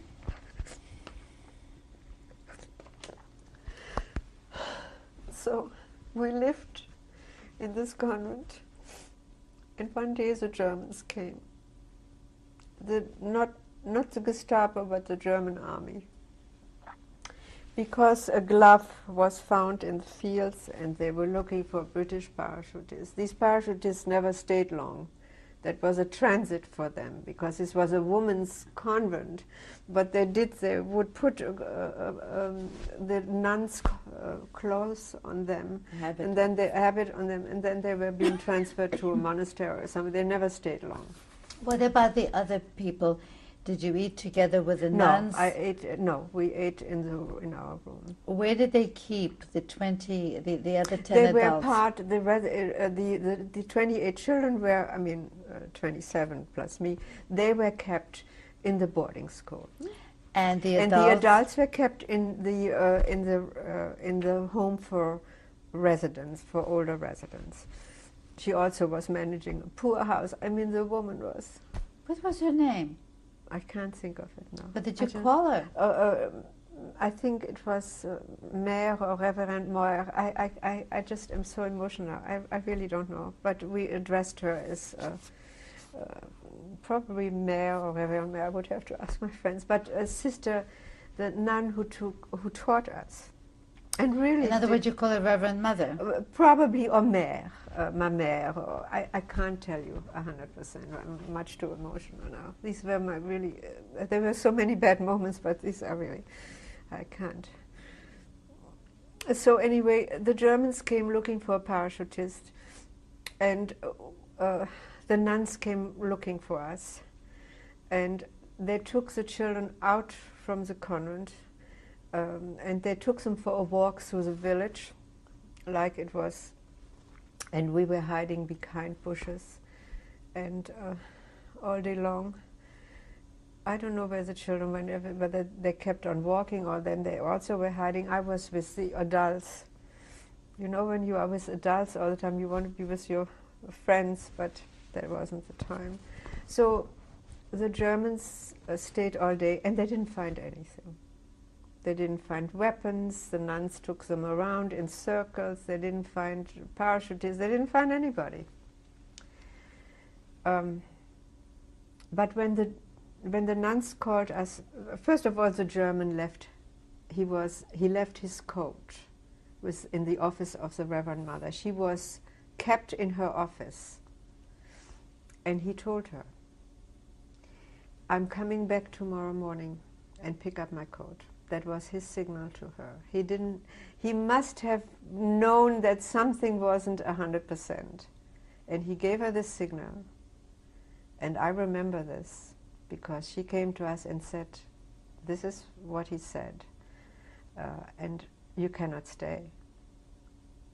And so at 5 in the morning, by candlelight, we took very little, hardly anything. The children, they didn't know where their parents were, and they were placed in orphanages, and I hear stories now. I was so lucky I had my mother. At times I feel guilty about it, because they didn't have it. They didn't have anything. And they were in these terrible orphanages. They had to be separated and put into different places. This was done like within a few hours. And my mother and my aunt and I took the trolley car back to Brussels.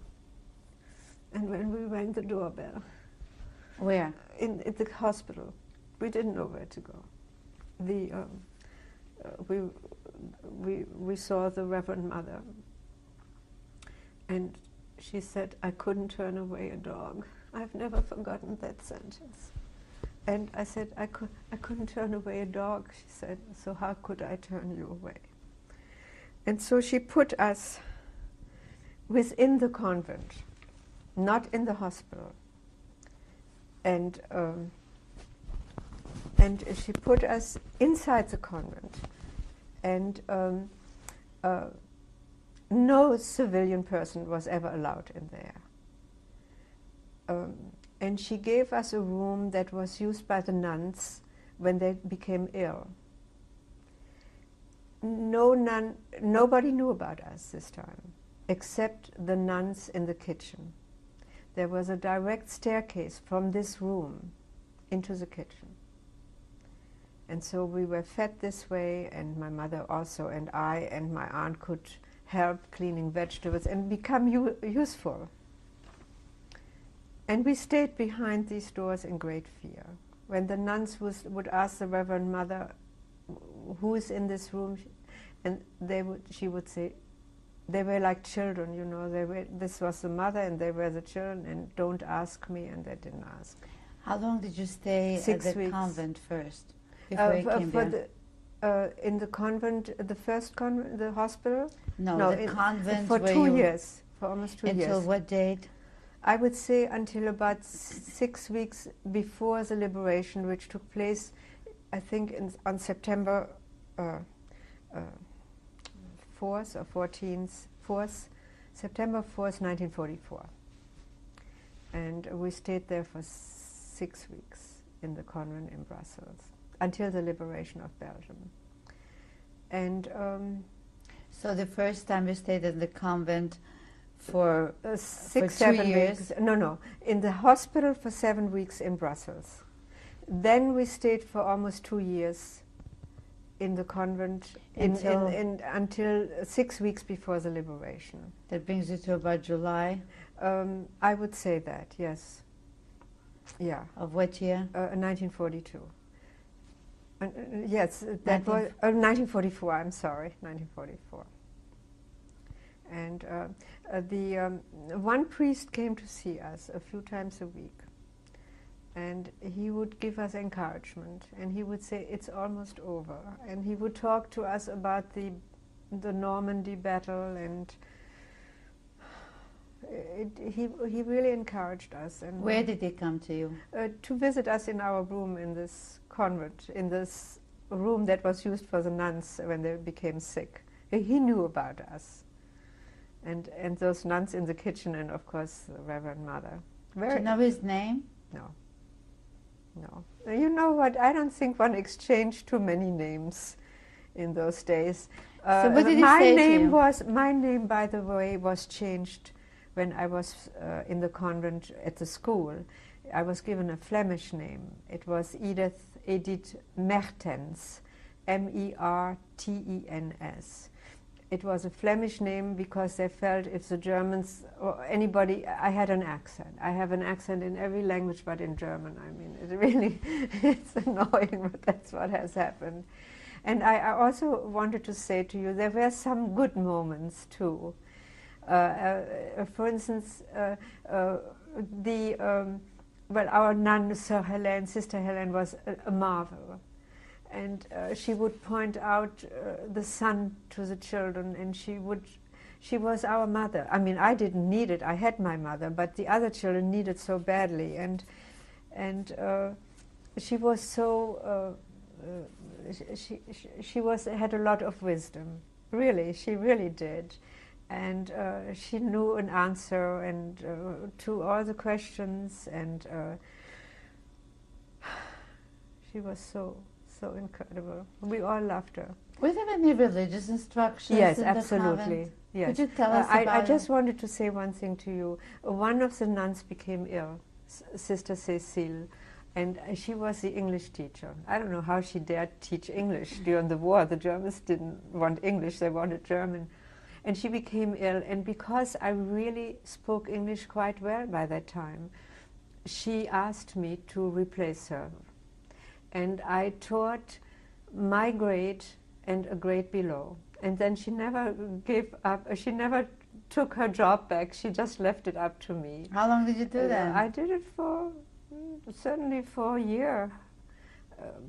Yes, I did. And my peers at first thought this was funny, but now they tell me I was truly their first English teacher. The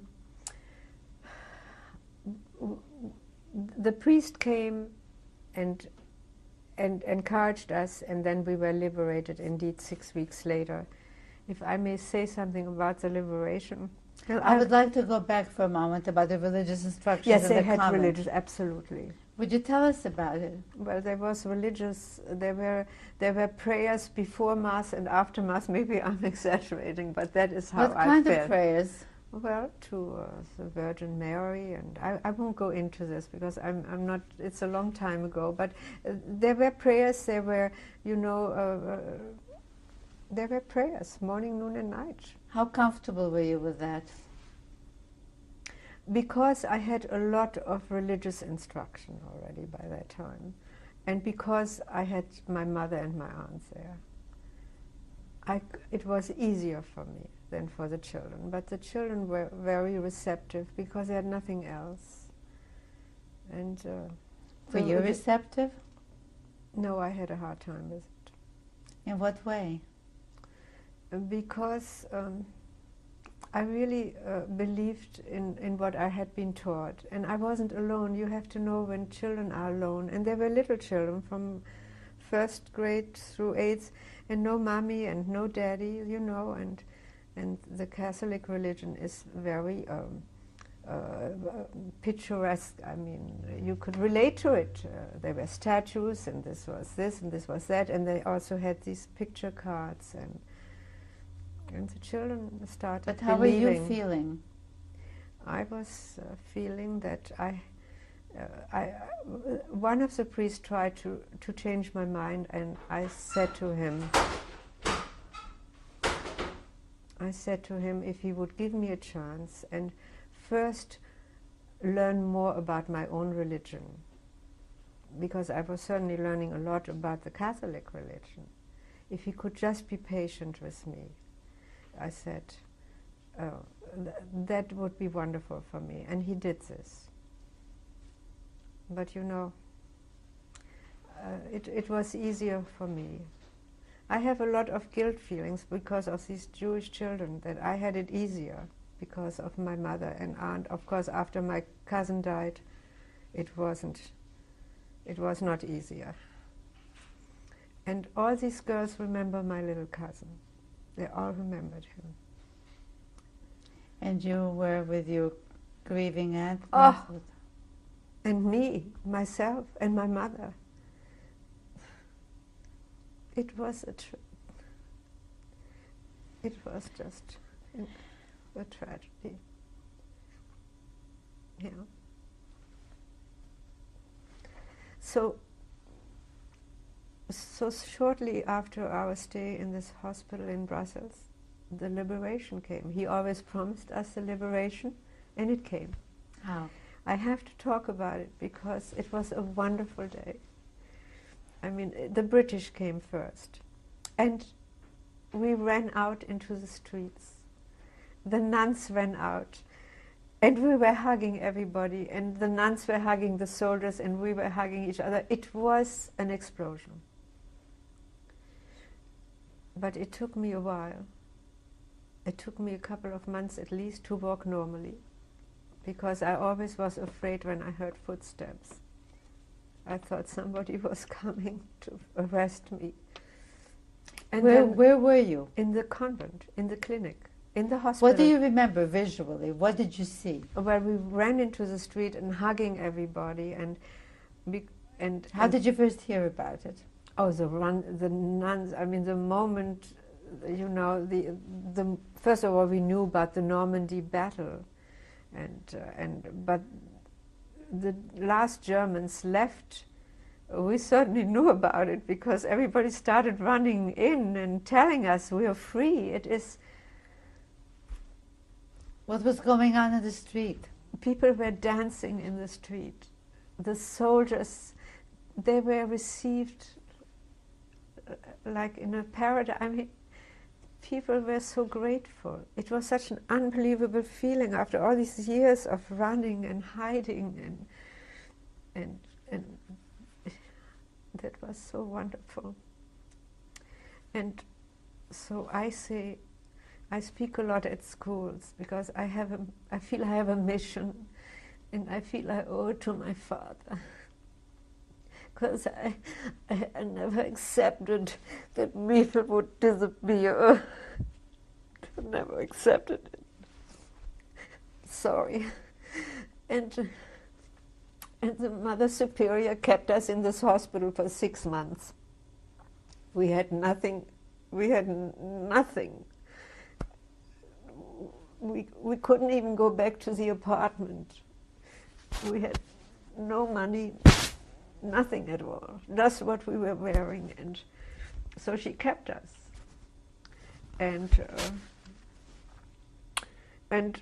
for 6 months, and a Belgian family, this dental supplier, they had suffered a tremendous loss because they loved this little Simon that they were hiding. I mean, this little boy, my cousin, and. But they were wonderful to me, and the man allowed me to come every Sunday to him and give him English lessons and paid me. She gave me food packages home. I mean, when we finally went back to the apartment, he sent me to a commercial school so that I could, you know, improve all my skills.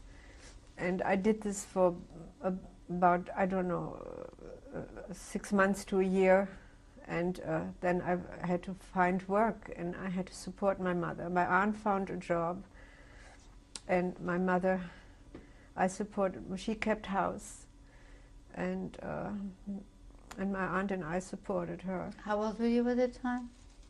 Well, when I started working, I was about 16 and a half, not quite 17. But I was always lucky. I have to say one thing.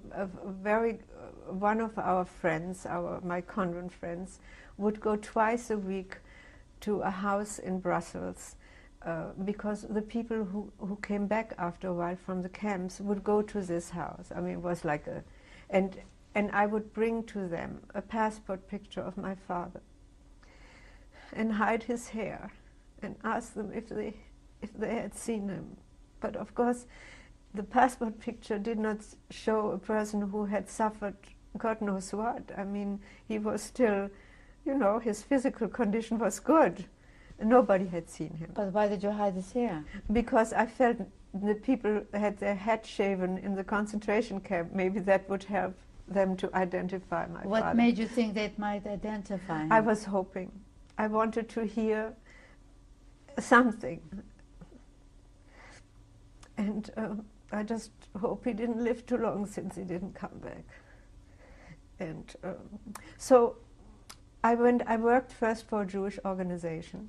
And after a few weeks, I had such nightmares because people came back. And my mother said, you had enough English lessons, find a job where you can use it. And that's how I ended up looking for a job. Please continue. Liberation. Yes, the liberation. As I said, I went to the house and looked for my father, and somebody had said that he starved after 6 weeks. I don't know. No, it's just something that I just hope he didn't suffer too much. And after the liberation, as I said, I went to school and we moved back into the apartment, and then my mother announced, go find a job where you can use your English. And I was worried. I was not that old, I was worried. And I went to the British Labour Office, the army in other words. And I was again lucky because there was a Jewish officer, and I was still growing at that time. He said, you speak so many languages and I only speak English. I'm going to give you a job you will never forget. Or you will never forget me. Of course, I don't remember his name. And he sent me to the British-American headquarters, SHOAH mission to Belgium and Luxembourg. And I remember the tables being very high, and I needed 2 telephone books, because I still was growing, to take a test, a shorthand test and a typing test. And I was employed there as an interpreter and translator. And I started out with 2 British officers, and they were answering their own phone. And I was in the same room with them. And whenever they went out, I wouldn't answer the phone, because I thought maybe I won't understand what people say to me. And one day, one of them came back to the office and said, how is it possible, Edith? The phone doesn't stop ringing when we sit here. When we leave, it never rings. So I said to him, okay, I'll confess, I'm afraid to answer the phone. They were so wonderful to me. He said, from now on, you will answer the phone. And of course, I have been able to answer the phone since then. But they were wonderful. They were very patient. It was really my college. I met a man, I still am in contact with him, in the United States. He was a captain at the time. And he said, when you came to me, Edith, you were a little girl with the world on your shoulders. And he became like a professor to me. He had tremendous confidence in me. And he was even studying for his PhD in psychology, and he dictated to me. I mean, it was a wonderful experience and quite an education for me. And when he was transferred to Germany, he didn't have the heart to say it to me. He said, take dictation. I said, okay. And then he was dictating to me that he was leaving. I said, what are you saying? It was another separation. His family had come in the meantime to Brussels. I was babysitting for his children. And my mother said to me one day, what kind of a person he is? I said, he's very nice, but he's kind of old. She said, well, how old is he? I said, he must be 27. or close to 20 years. What kind of materials were you translating, and what instances were you interpreting? Well, I was given, of course, letters. I was, there was one very, but I'm not specific about it, it was so long ago. I remember being put in a room with a friend, and we had to translate a tremendous file on objects of maybe paintings that the Germans had captured and were keeping in the salt mines. Something was kept in the salt mines. Can one keep objet d'art in a salt mine? I don't know, but that's what I remember. And we were really translating these texts, and that was interesting. What about your interpreting part of the job? Well, that was on the spur of the moment, I was called, because I spoke Flemish and I spoke German and I spoke French. I mean, that was really... But in what kind of instances was it? Well, if somebody came from the Belgian government, when I then was transferred to the military attaché with this wonderful man, I have to name him Mungo Miller, and his wife and children, wonderful people. I then, when he left, I had to report to an officer. I was really only 18, 19, and I mean, and I even was interpreting for the military attaché, and they were giving medals. Americans were giving medals to Belgians and Belgians to the American. I had to find these halls, and here was this young girl in the midst of this staff of officers, and being an interpreter. Sometimes the military attaché, I remember his name, Colonel Armstrong, he would become very confident and not follow the speech that I had prepared for him in French, and he would make mistakes, but okay.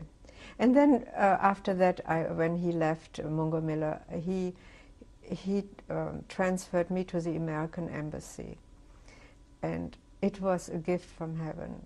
I was very well paid. I was allowed to give German lessons to one of the consuls or secretary, and he would pay me during office hours. They couldn't do enough for me. I was allowed to buy food at the PX.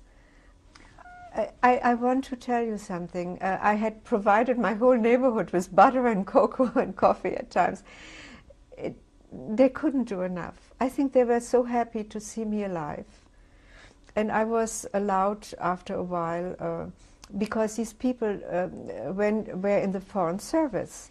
And every 2 years they changed, and they were sent to a different embassy and so forth and so on.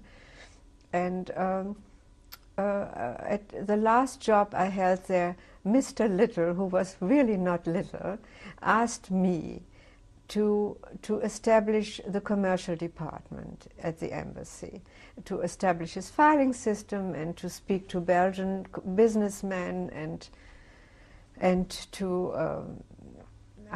it was a responsibility. Of what nature was the commerce? Well, they tried to put Belgian businessmen and American and tried to make a link to start business going again. And it was an interesting study of characters, because at one point a British businessman came in with an American, and the American was very relaxed. I found that so wonderful, and the British was so still. Because I guess life had taught me so early to judge people, because I wasn't given much time. I had a size-up moment's situation within a second, and my life depended on it. How long were you working there? Until I came here. And it was, I came here in January in 1951.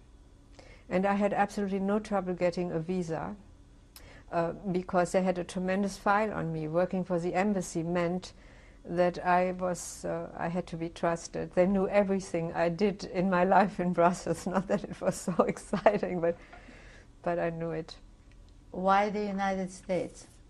Because I ended up at the American embassy. And when I wanted my, when I was sent an affidavit by my cousin here, you see, my dream was to go to the United States. But it didn't happen during the war. And after the war, we were waiting for my father. And it just didn't happen. And I really felt that my future must be in the United States. That was in my heart. So when the war in Korea broke out, I said to my mother, I'm not staying here. We're going to the United States. And she said, wherever you go, I go. My aunt did not leave because she was connected to the cemetery and her child, her dead child. And she lived on the cemetery, literally. So I said this to my mother, and I had a cousin here who introduced my parents in Germany. My mother and her husband were tremendous chess players. And she introduced them, my parents, and they got married. So when I came here, she first of all, she had to get an affidavit for me because she was not well off enough to send me an affidavit. So she went to one of my father's cousins and he sent it. And so I met my husband indirectly through her, because when we first came, the Hayas brought us over. We had nothing. And then my family rented a room for us, and the landlady of that room, she was from Vienna, and that's how she made it, in Washington Heights. And when I walked in with my mother, by then I was 23. What year did you arrive here? In 1951. What date? January 18th. How did you come? The Hayas brought us over by boat. The name of the boat? Yeah, I know that. La Liberté. Yes, and I was always, I'm jumping from one to another, but those were already good things. That do you remember arriving at the port of New York? I certainly do. I certainly remember it. I also remember that I was terribly sick on the boat, and my mother was the only one with another gentleman in the dining room. She was a very good sailor, but it was January 18th, and even the staff got sick. It was a horrendous trip. Oh, and I was so sick, but I guess I was young, and I had to go to the doctor of the ship, and he felt sorry for me, and he said, I tell you what, Edith, why don't you stay during the day here on the floor where my office is? It was first class, I think. So I was traveling first class during the day. I was very sick. And then when I left the ship, he came to say goodbye to me. Do you remember arriving at the port of New York? I want to tell you something. I was very sick during the whole trip. But when we approached the Statue of Liberty, I think if I barely walked on the ship. That's how sick I was. It was freedom. It was beautiful.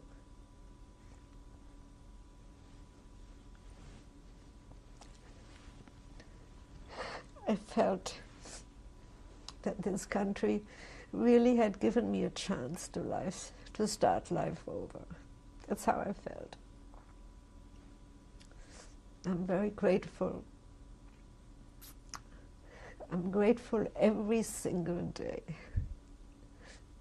I say to my husband in the morning and at night, we must appreciate every moment. And I'm very lucky I met him. I met him 6 weeks after, when I walked into this landlady's apartment.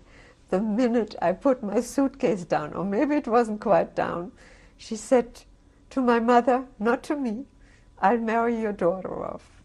And my mother, being a practical person and having tremendous fears about my being alone in the world, which I practically was, since we lost everybody, except for my aunt, she said, fine with me.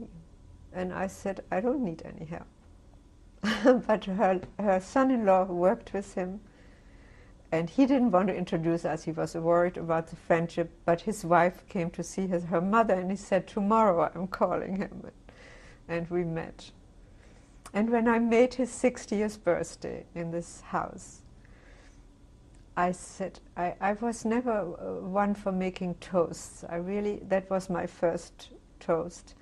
And I said, the minute, and I was not a person to fall in love. I had seen so much, and I was not a dreamer. Nothing was painted in rose and romance for me. I had none of this.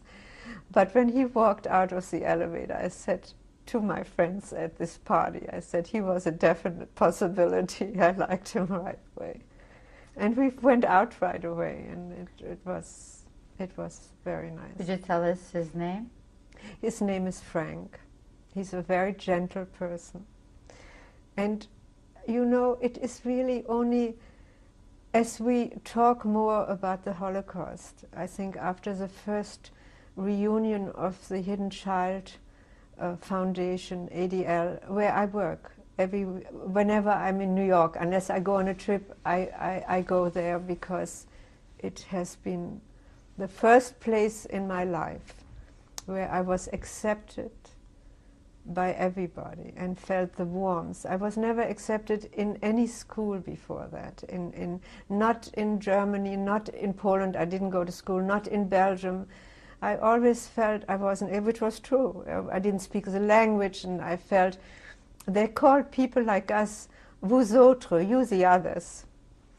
And I was a stateless person, and it was really, this organization helped me specifically to bring back my childhood. What about your adult life in the country? Did you have a job?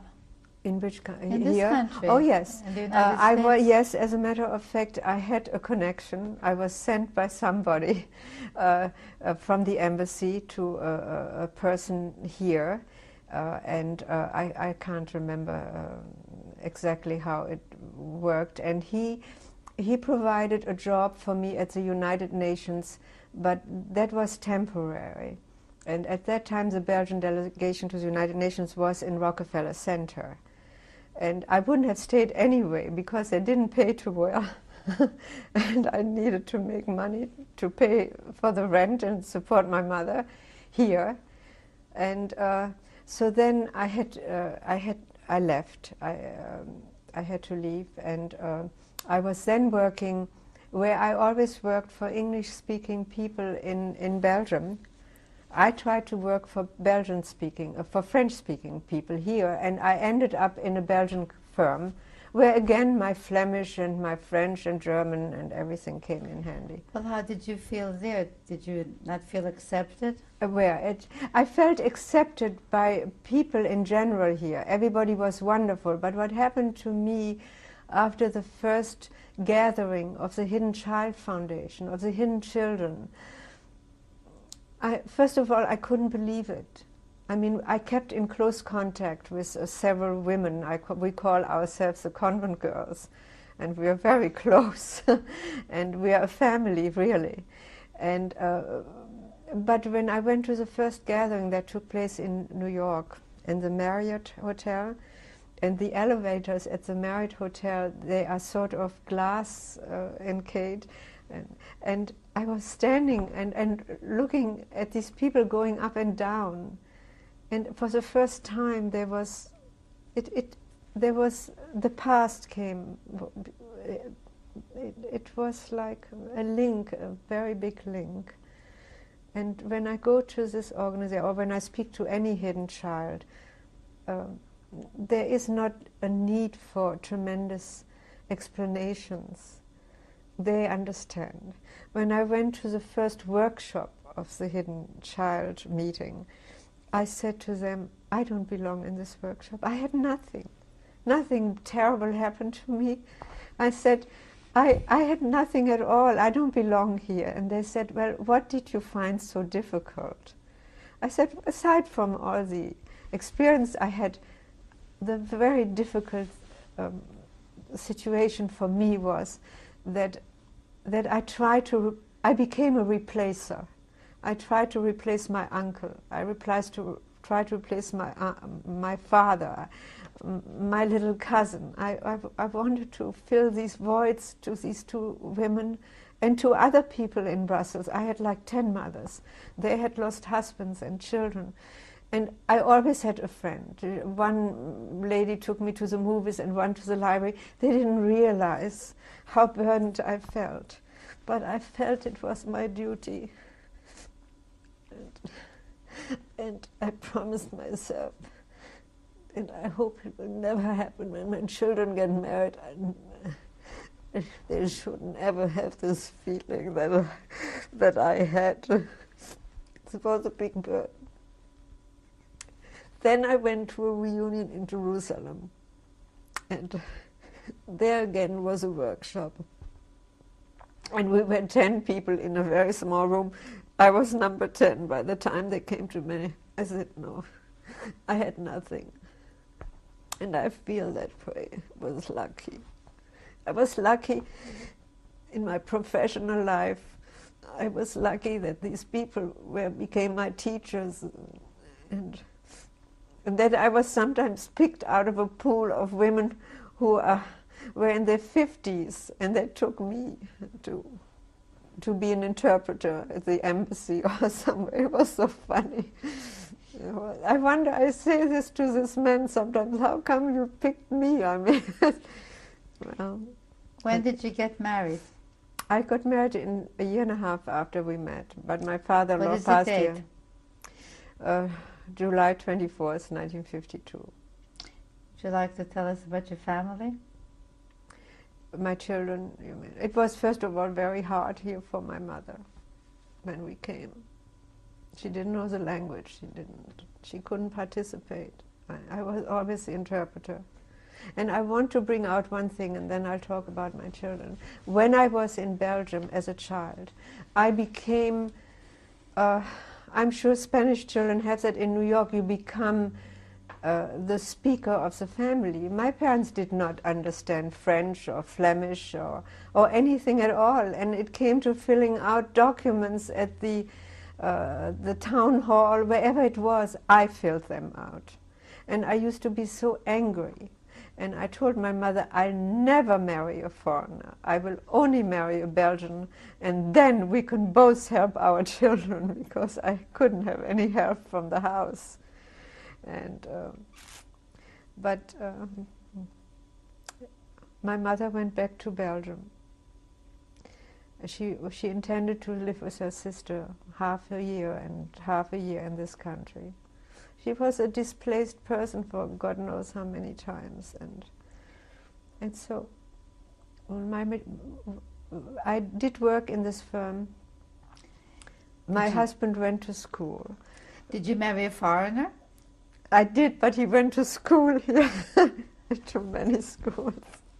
And at least I didn't go to school here, but he did. And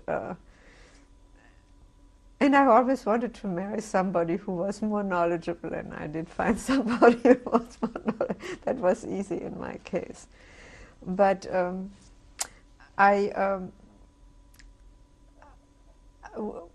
he started school for a degree, a business degree, and I didn't feel it. He did it in 2 years in the evening, and I didn't feel it. He was there, available to go to the movies, dancing, anything. And when he said to me, well, I think I should have done my doctorate in physics, I said, okay. I thought it would be the same, but then I didn't see him for 5 years, because he worked during the day and went to school in the evening. From Long Island to Brooklyn Poly, we lived in Queens. I don't know how he did it.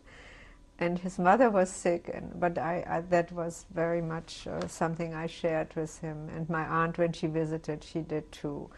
And then I decided I'm so much alone, I might as well start a family. And then we had our oldest son, and it was a great joy and a miracle, because that I was alive and I had a child.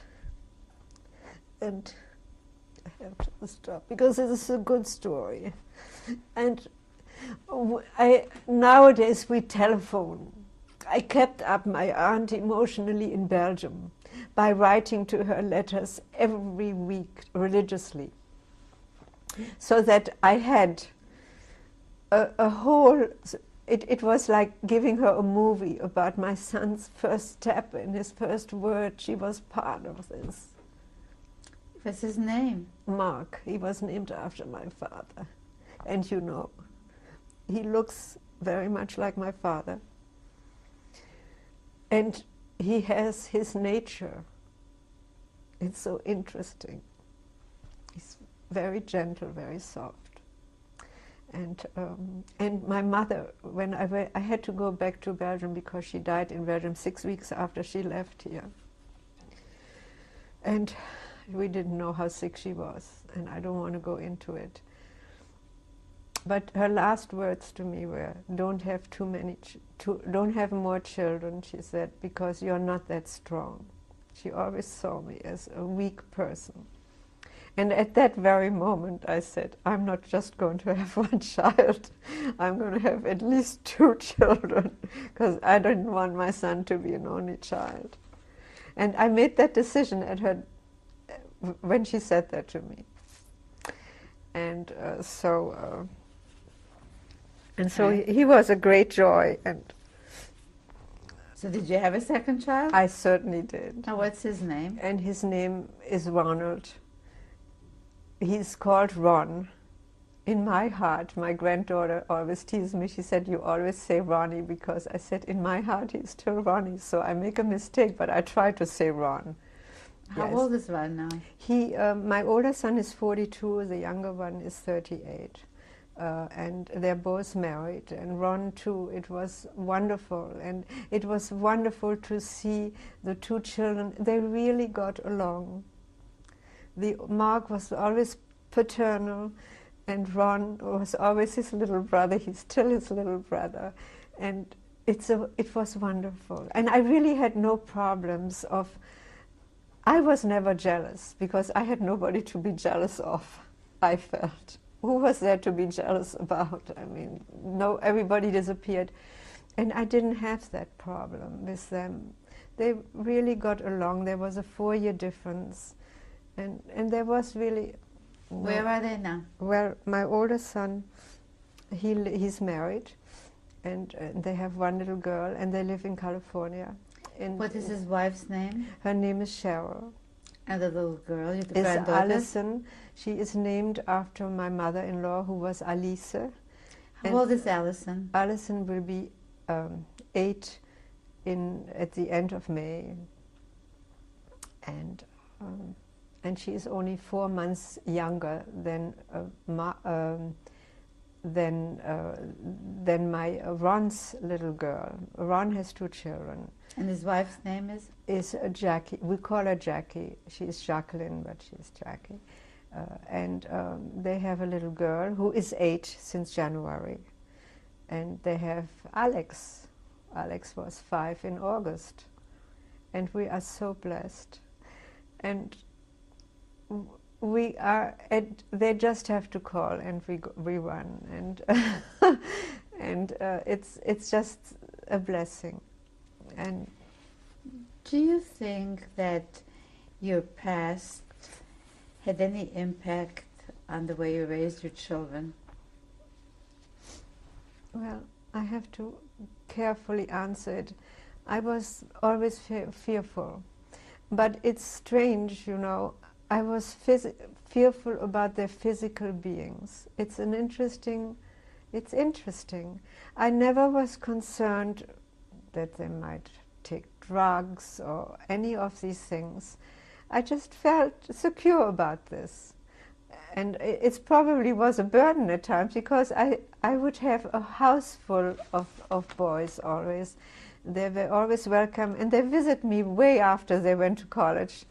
And I was an ear to them, to the friends, to everybody. And I would say to them, and to American children, to children from us, it wasn't so fair maybe, but I would say, you live in a beautiful home.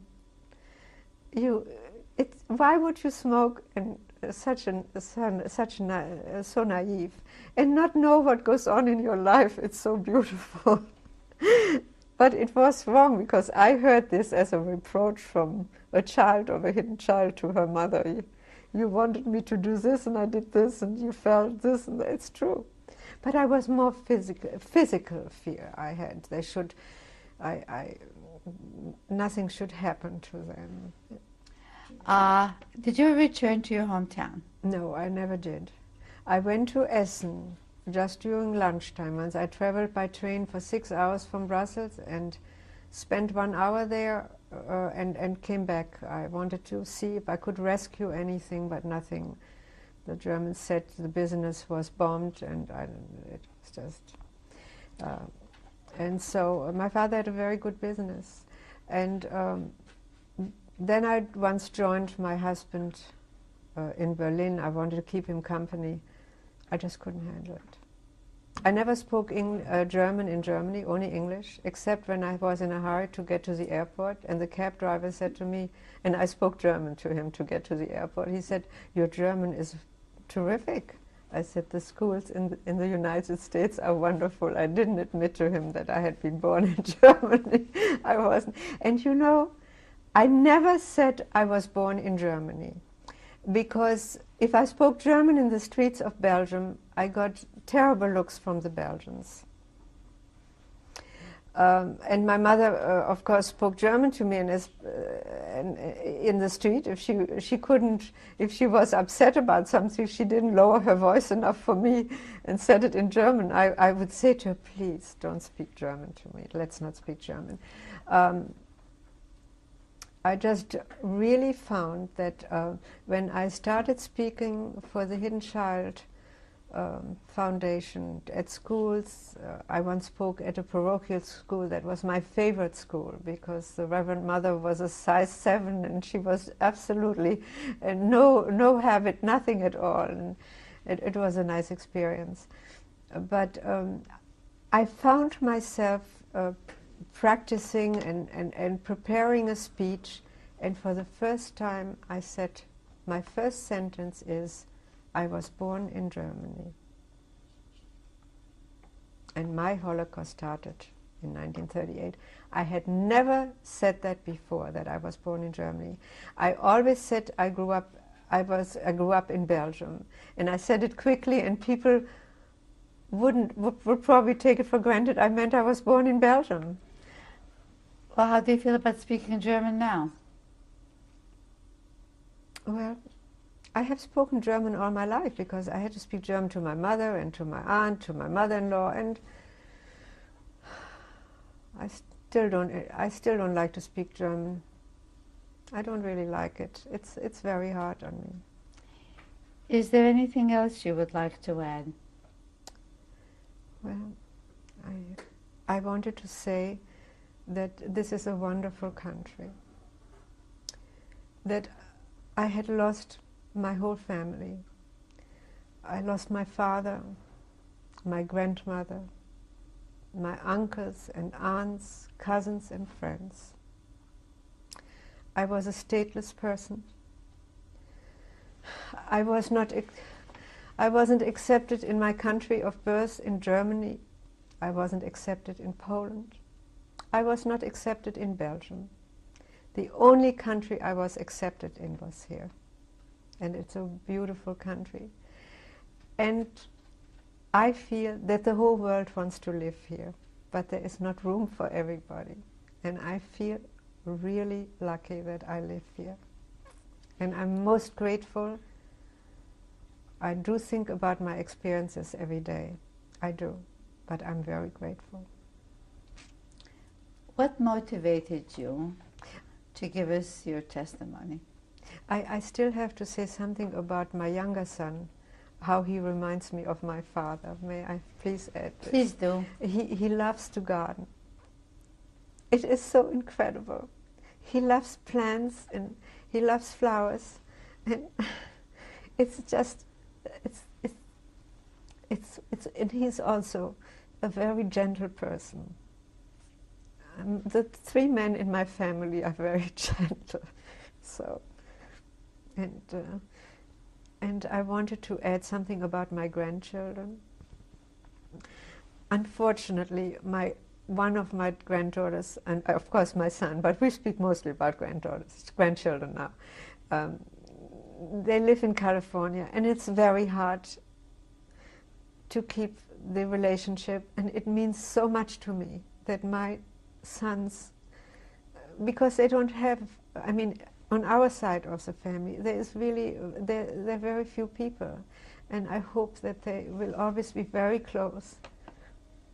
And I have arranged it in such a way that my grandchildren are very close. And we talk about each other on the phone, and we go to California, but we try to import our children from California and here, and we had Thanksgiving here, and when they come from California every other year, I have a very big party with friends for them. I want them to have a link here. I have this tremendous need of links. And we will see them again in August for a weekend. And so these children, the grandchildren, are very close and talk about each other. And this is what I need and want. What is your present relationship to religion? Well, you see, I belong to a Reform temple now because I think it's easier. If I want to see my husband in temple, he cannot really belong to a temple where there is only Hebrew, because he would just leave. And I am I consider myself a down-to-earth person. I should be, and practical. And I decided that this would be the best answer. That I can belong anywhere. I mean, it's not a problem to me. And so I'll belong to a Reform temple, and he can follow the prayers and enjoy coming. And his biggest pleasure now is when his grandchildren come, say for Yom Kippur or a holiday, and we take them to temple to the children's service. And I actually, the first time I did this with one of them, I started sobbing because she was running around the bima, and our rabbi had this incredible children's service, and he's such a wonderful man. And I really started sobbing. I couldn't contain it. So and I went to California, I went to the children's service there, and I just sat there and couldn't believe that this was happening to us. I would like to ask you again, what motivated you? I have to belong. I have a terrible need to belong, and I have to belong to a temple. What motivated you to give us your testimony? Oh, what motivated me? Well, you know, a man wrote a book about some hidden children. It's called The Hidden Children, and his name is Howard Greenfeld. And I said that was enough. I didn't have to do anything else. I was speaking in schools and everywhere. I really didn't have to do this. But then the president of our organization said, Edith, it's not going to last much longer. These interviews are coming to an end. And she said, maybe you reconsider. She said, I'm going to do it now.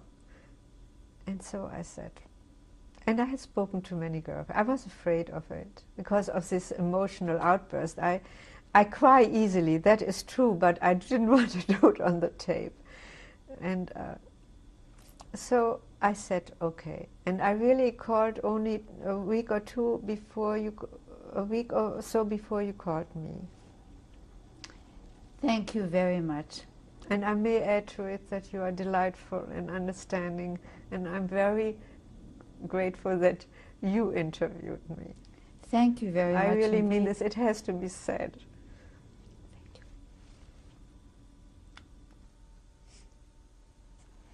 you. Mrs. Arams, would you please introduce your husband to us? Yes, his name is Frank Robert Arams. Dr. Arams, is there anything you would like to say to her about your wife? I must say that when I saw Edith, I thought she was more than a definite possibility. And I can't believe how fast the years have gone by. You know, how wonderful a life we're sharing together, and I hope we share many, many more years of a wonderful time being together with the children and with the grandchildren. And we're really very similar in a lot of ways, and it's been wonderful. And I'm very grateful. And I would add to this that if there were a possibility, I would start all over again. I've been very happy, and our children, and they are happily married, and the grandchildren, and we enjoy being with them, and the pride, and it's just a miracle that all this is happening. We get along. We have wonderful daughters-in-law, and our sons are happy, and the grandchildren love us, so it can't be any better. And one thing I can add: our best experiences when our children were little, and we really went on many trips with them, and we saw the world through their eyes. We took them to Europe, we took them everywhere. And that truly was one of the wonderful experiences. Well, wishing you continued happiness, we sign off with goodbye. Thank you Goodbye. very, Thank very you very much. much. You've been a wonderful interviewer to us. That's a big day. I'm looking at the last letter I have received from my father from prison in Brussels. It's a very moving document for me. I keep it in my safe deposit because it's the way he wrote it. I just want to tell you a few things about it. He addresses us as my loved ones. I'm terribly worried about you because when I was taken to this prison on July 31st, since then I haven't heard from you, and I haven't had a sign of life. And could you send me a package? You know I'm a big eater, which he wasn't. And could you send me a little bread and butter and a little jam and other little things, and perhaps a few francs and some cigarettes, and could you send me 1 or 2 pieces of soap, perhaps some warm underwear and the high shoes. And in order to send the package, perhaps you get information from somebody else. One of the 5 who are together here has gotten a package. And I don't know why you have such a problem. Of course, there wasn't. My mother did bring it to him, but he never got it. And his last paragraph is to me, to both of us. How are you both? And I don't even have a photograph of you. And from you, Edith, I demand that you should be very brave, and you should not be. You should make your mother's life easier. I don't have a picture. Please don't forget to send it to me. And I love you both. This is just a little bit. This is just the contents.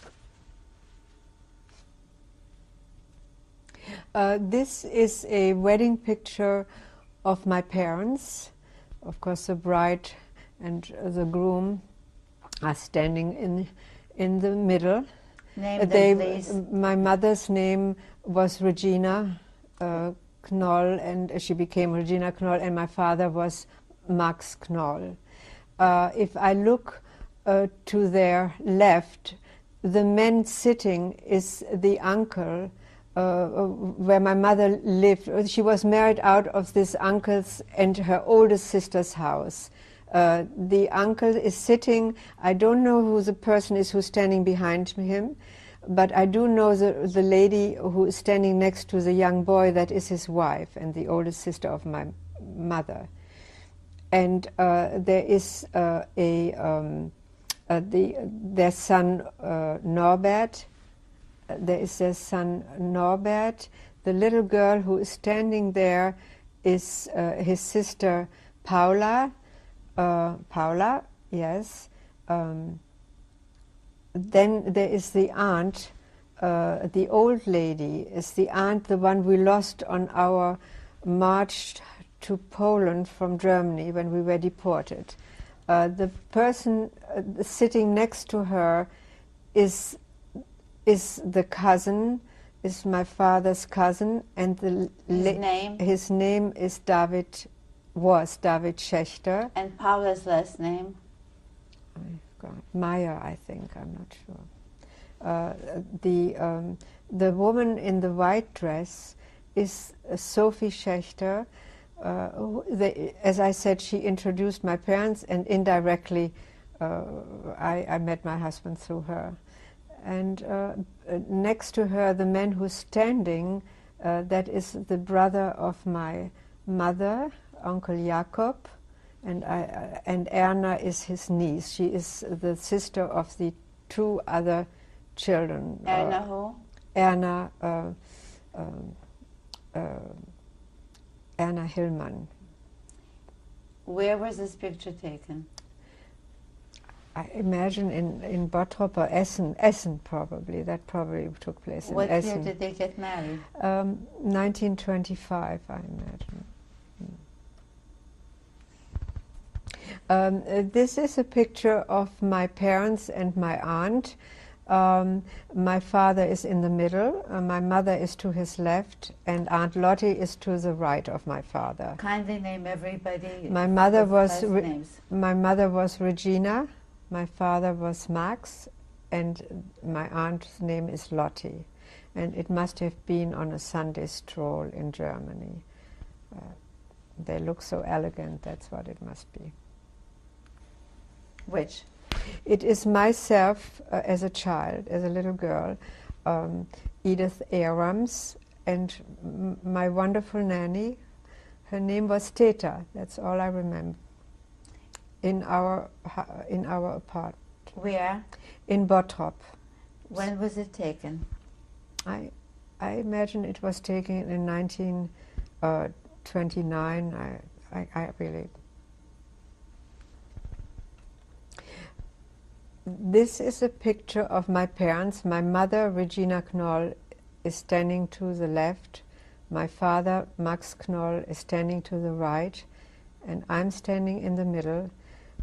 It must have been in 1932, perhaps, or 31, in Germany, in one of the resorts. This is me, Edith Knoll. Arams. It's my first day of school. Notice that I'm carrying a big cone on in my hands, filled with candies. It was a fashion, and dressed beautifully. The first day of school. When? In 1933. Where? In Bottrop. This is my first class in Germany, in Bottrop. My name is Edith Arams. I am the fourth child from the left, from the second row, on the second row. And my teacher's name is Frau Fuhrmann, and I started school in 1933.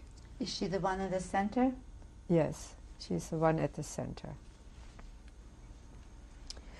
This is my cousin, my beloved little cousin. His name was Simon Friedman, and unfortunately we lost him unnecessarily. Where was this picture taken? It was taken in Brussels, and he was attending a private school. It must have been first or second, maybe third. When was this taken? Well, in Brussels, it could have been taken in 41. This is a passport picture I like very much. It's of myself on the left and my mother on the right, and it was used in the 30s when we visited the family in Poland.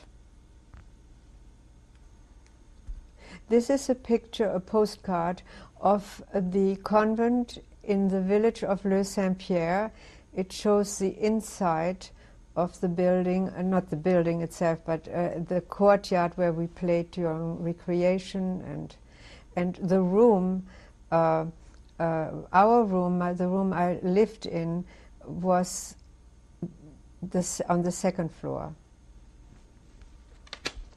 This is a photograph of all the nuns in the convent at Le Saint-Pierre, where we spend most of our time, and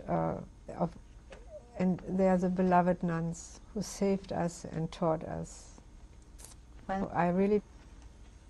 This is a picture of myself, Edith Arams, and it was taken after the liberation of Belgium. I was about 16 in the Botanical Garden in Brussels. This is a picture of my mother on the left. Her name is Regina Knoll. My husband, Frank Arams, and myself, Edith Arams, shortly after we were married. This is a recent picture of myself, Edith Arams, and my husband, Frank Arams, in Michigan. We went to his 50th college reunion. How recent? It happened a few months ago. In 1997. This is a wonderful picture of my son. He's to the right, Ronald Arams, his lovely wife, Jackie Arams. The little girl is Ryan Arams, and the little boy is Alex Arams. And the Tanglewood. When? 1997, summer 1997. This is a very recent picture, about 2 weeks ago in 1998. We are now in April. We are visiting our children in California for Passover. The young lady standing is Cheryl Arams. She's our daughter-in-law. Wonderful. And my husband is sitting, Frank Arams, and I'm sitting, Edith Arams, and Alison Arams is leaning on her father's shoulder, Mark Arams. It's taken in her classroom. This is my favorite picture, although it was taken in December 1996. It's still my favorite. The little girl to the left is Ryan Arams, and the girl to the right is Alison Arams. And they are two wonderful little cousins. And how are they related to you? And they're my granddaughters. Although we have many pictures of our grandson Alex Arams, this is still one of my favorites, and that's why I chose it. I imagine this was also taken in 1997. I'm not sure. It was taken in their house in Tenafly, New Jersey.